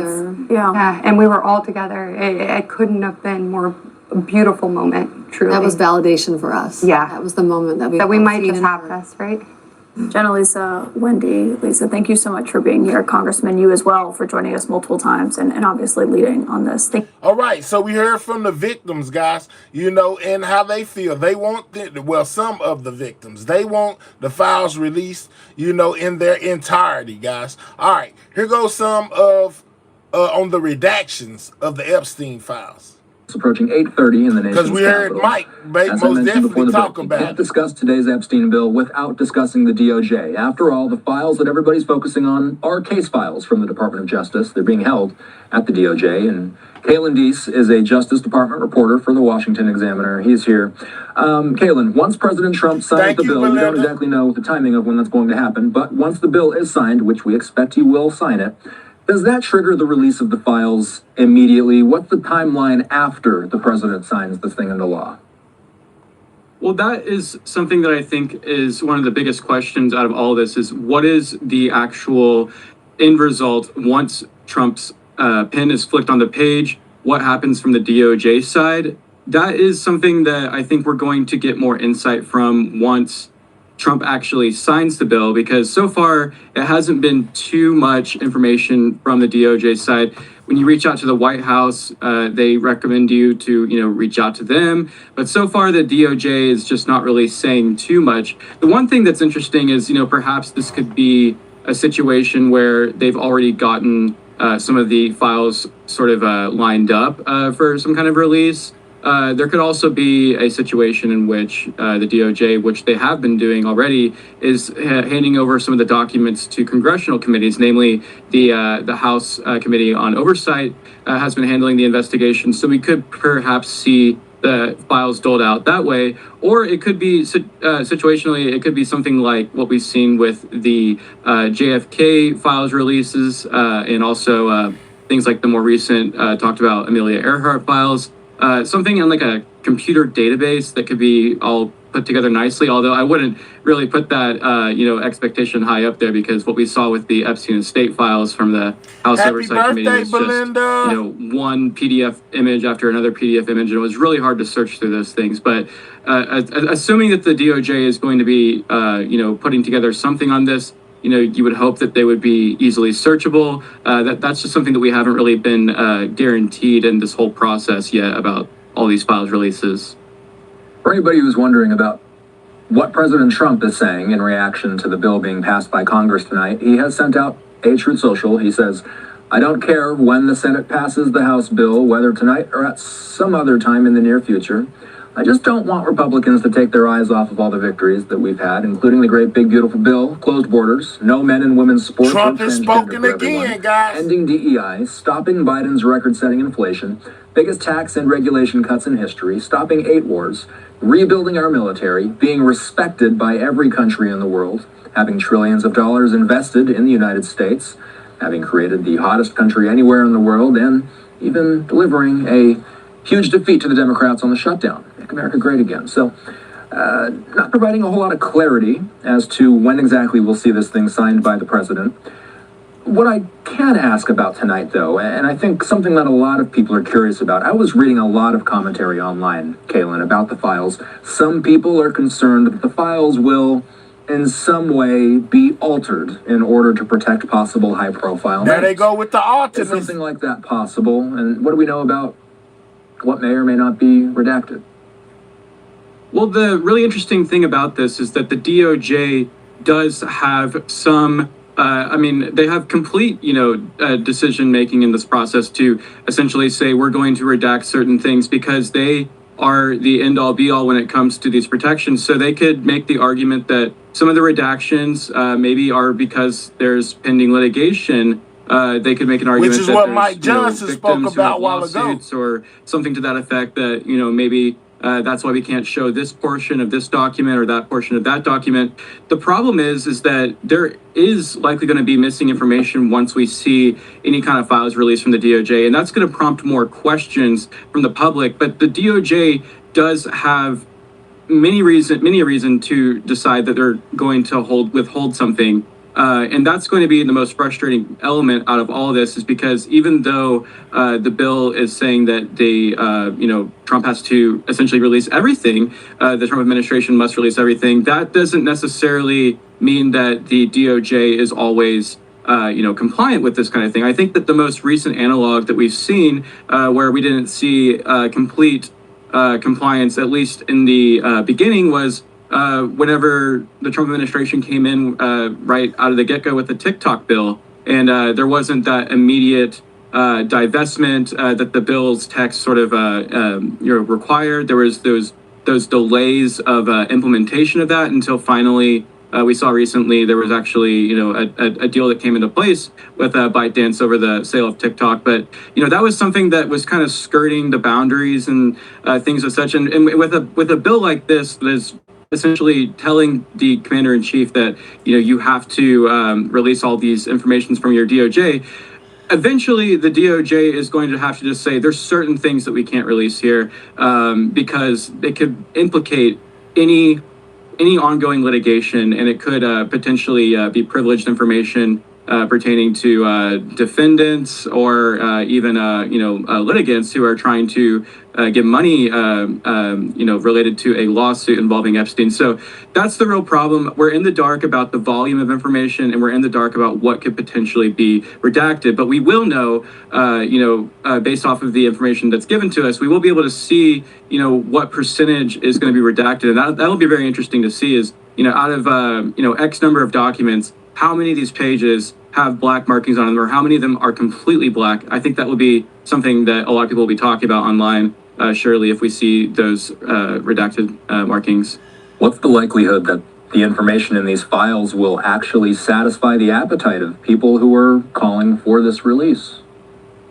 Not likely at all, because that's the thing, is that with a certain percentage of these files likely having to be withheld just for legal reasons, that is going to continue the questions coming out. And I think that when you look at the information that we saw pour out from the estate of Jeffrey Epstein last week, I think you really sort of cracked into the nut about what Trump was talking about many, many months ago when he was interviewed and asked about the Epstein files and whether he would release them during a Fox News interview. And again, I've said it again on this show, but Trump has raised the alarms about how there could be information that's just flat out false about some of the things about people in it.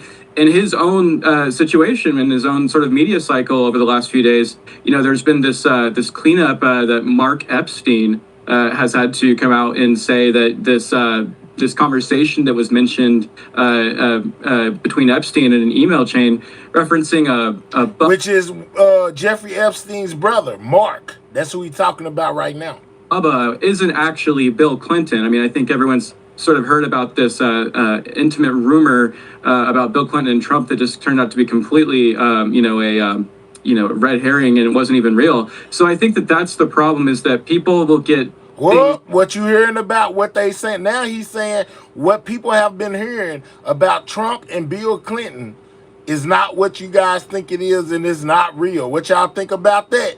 Is he lying or telling the truth? I'm just saying, I've heard about it too. Things that are out of context, things that don't fit into the overall narrative but stand out and are significant, and they'll get elevated online in social media discourse. And then you'll start getting all these rumors that people will be, putting out there to leverage for clicks and things like that. So it's definitely a Pandora's box moment. In 2024, we saw Trump versus United States with his criminal court cases. Right now, it's almost Donald Trump versus the imagination of 364 million Americans with all of the different things that we're seeing flying out of the gate about Epstein. So I don't think it's going to satisfy people's appetites for more information. I think it's only going to lead to more questions.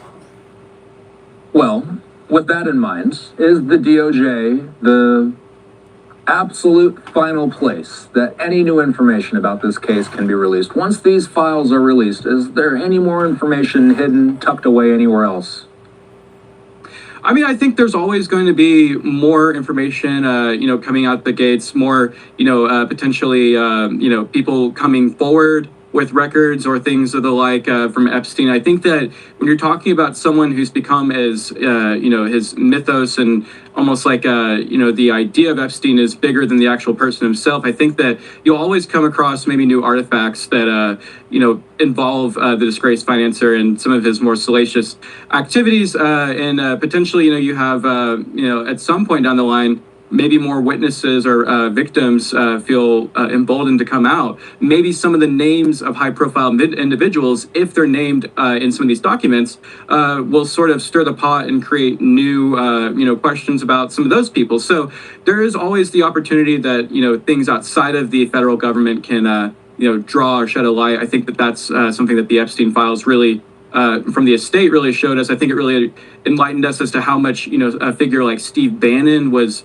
conversing with Epstein, although we knew that already. But, just a number of figures that we knew had already spoken with Epstein or were connected to Epstein, we got a deeper sense about what those connections were like. So I think that with any kind of release from the federal government, you're definitely going to get a bunch of new questions that come with some of the references. But I must stress that, whatever you see, don't take it at first glance, because there might be additional context or context that's missing that could, create some more of these types of rumors that we've seen over the past couple days. There's this question that I would love to ask a guy like you, a guy that tracks the DOJ so closely. Is there a common train of thought as to why these files aren't likely going to see the light of day until now, even though there's been so much public pressure leading up to this?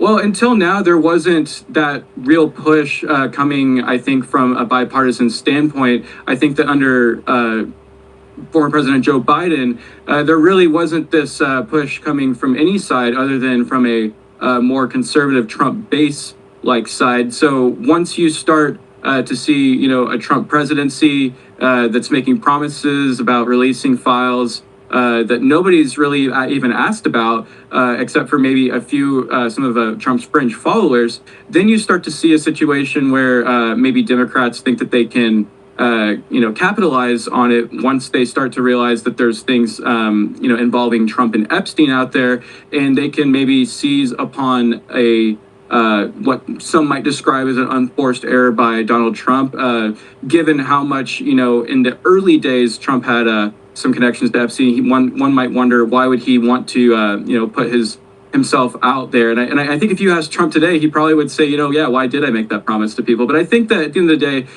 the fact that Trump, wanted to come out and say, I'm going to sign this, it left people feeling a little bit, puzzled, because the president, at the end of the day, has the authority to release all this. This bill was unnecessary if Trump wanted to, just do it on his own. So the fact that it took this act from the House and act from the Senate to get this bill to his desk, I think is almost, puzzling people, because they're asking, why didn't Trump, who was campaigning on transparency and files releases, just wind up doing this? Why did we go through the whole session in July where the DOJ said it's going to close its inquiry, and now we have Pam Bondi saying that she's directing the Southern District of New York to open a new investigation into, alleged ties between Democrats like, the former President Bill Clinton and others into Epstein. Why did it take all this to get up to here? And I think that, you ask someone like me, I think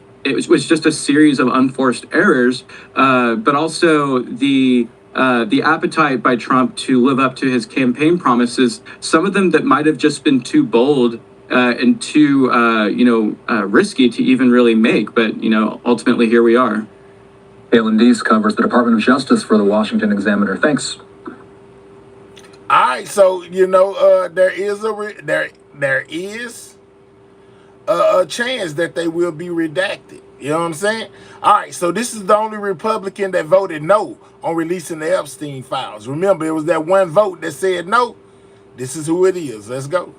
With the notice, I appreciate your time here on Live Now from Fox. It was 427-1 on the House floor, that lone representative being Clay Higgins. What do we make? Are we surprised that this was so overwhelming? Clay Higgins was the only one that voted no. Last week it did seem like a lot of Republicans were going to support this bill, but it wasn't until President Trump dropped his opposition to this legislation that we saw a massive jailbreak of Republican lawmakers who said they were going to support this bill and put their names on the record in support. So yesterday, I talked to dozens of Republican lawmakers who said they would support this, and that's ultimately what they did. Just Clay Higgins, a pretty conservative lawmaker from Louisiana, was the one member who voted against this, Republican or Democrat.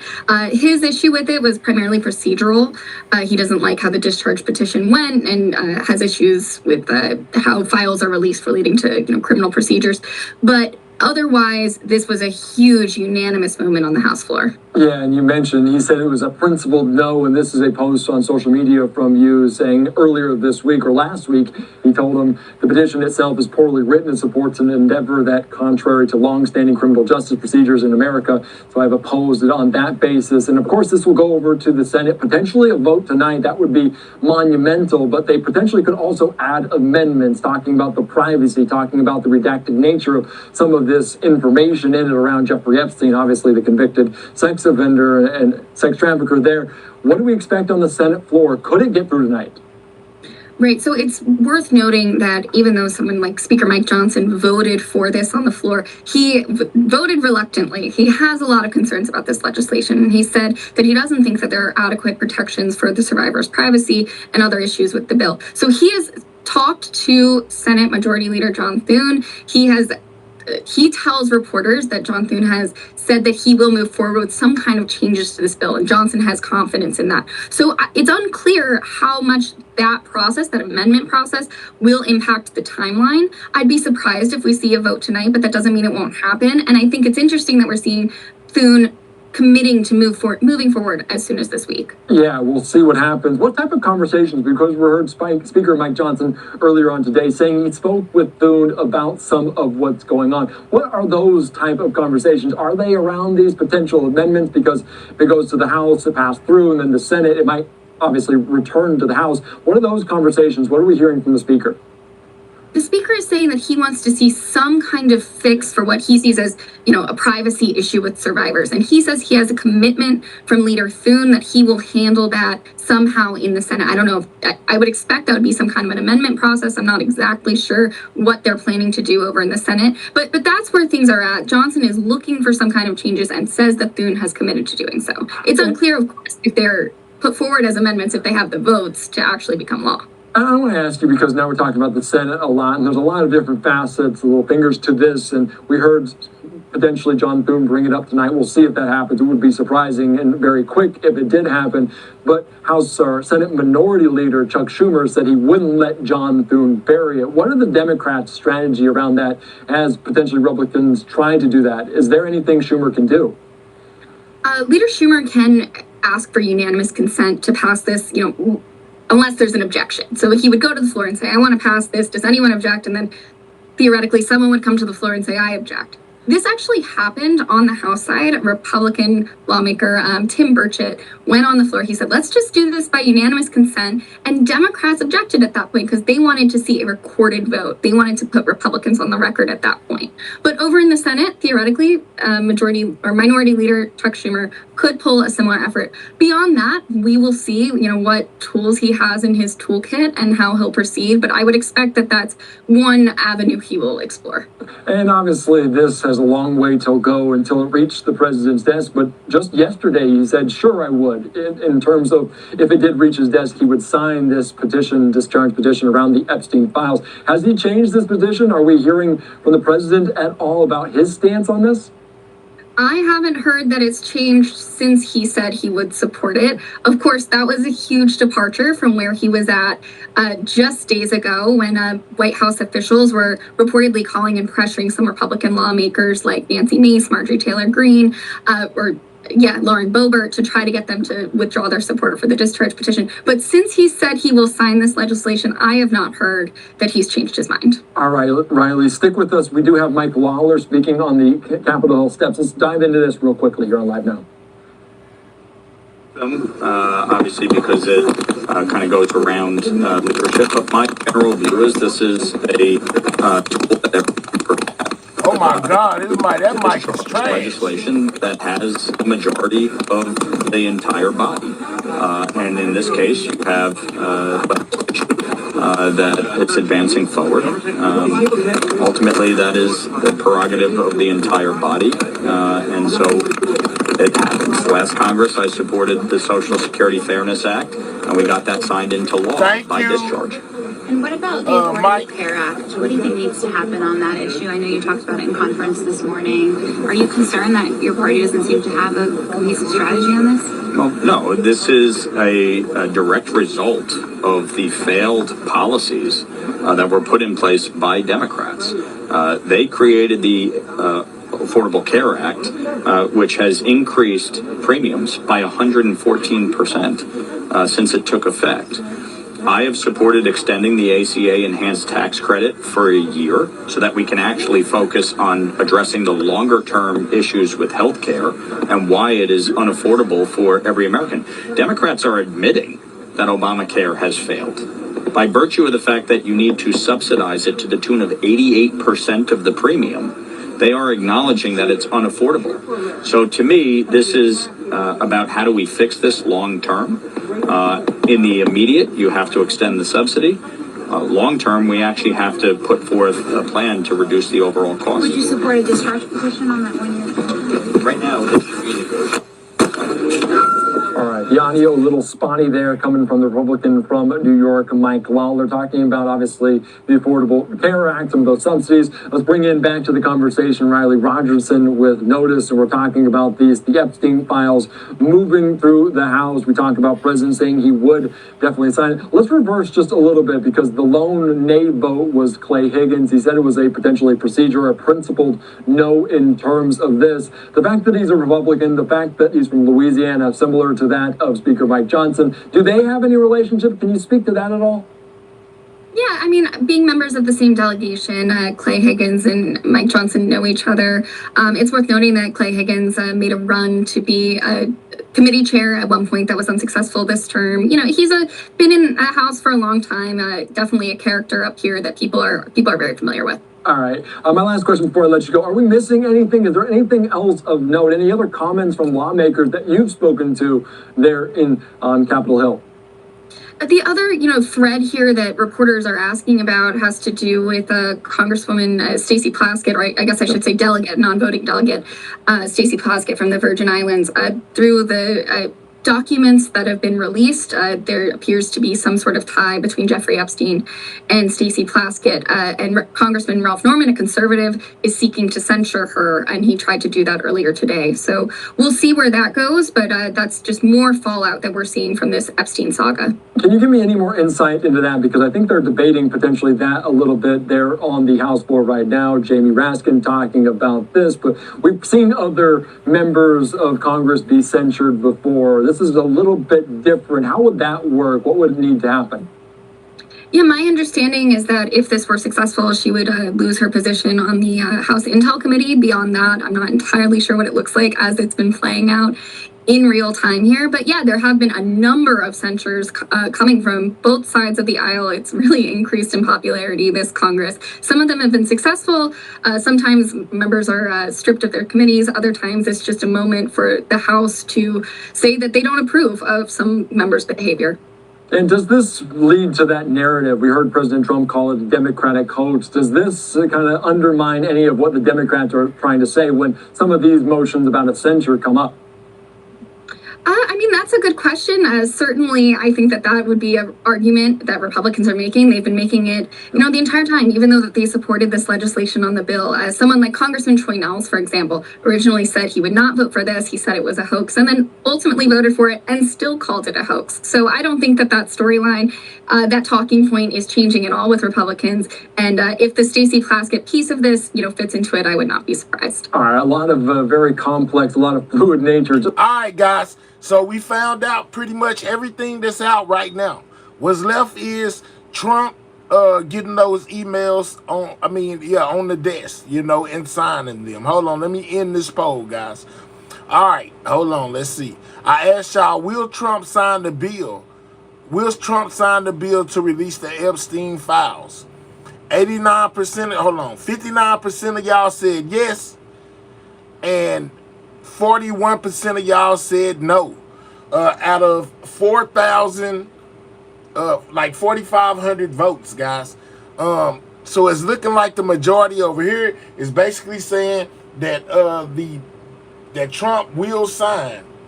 Hold on real quick, y'all. Hold up. I'm trying to do something. I messed up. Hold on. Hold up, y'all. Hold on. Give me 1 second over here.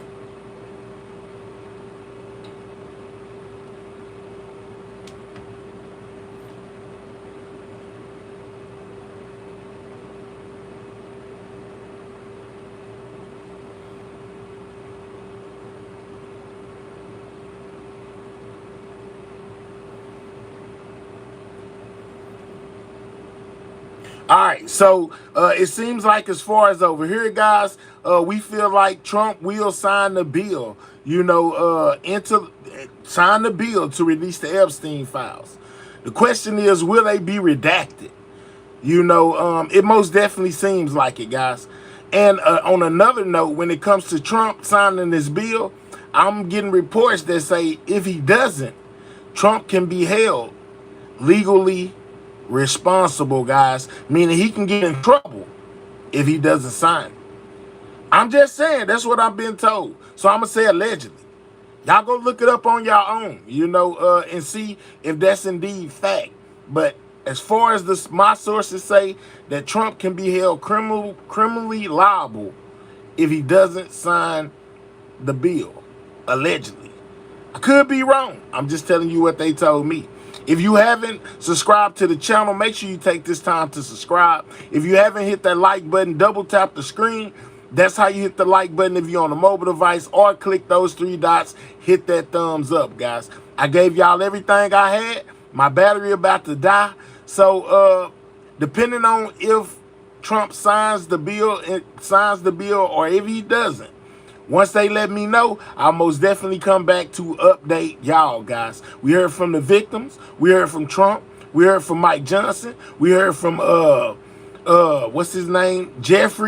Hakeem Jeffries. And the crazy part about him is he's been implicated as far as a email being sent to Epstein on his behalf for campaign funds as a fundraiser, allegedly as well, which he addressed. But yeah, that's out there too, man.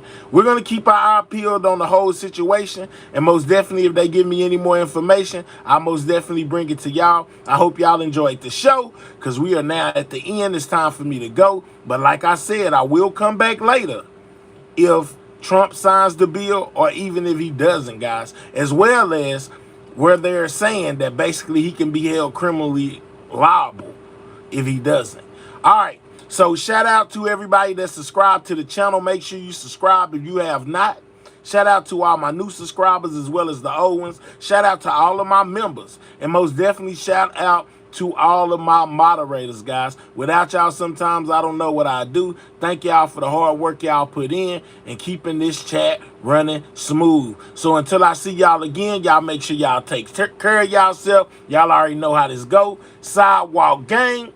Checking out. Turn your notification bell to all if you subscribe to the channel so that you don't miss anything when everything news goes live. Y'all be safe out there. I'm gone.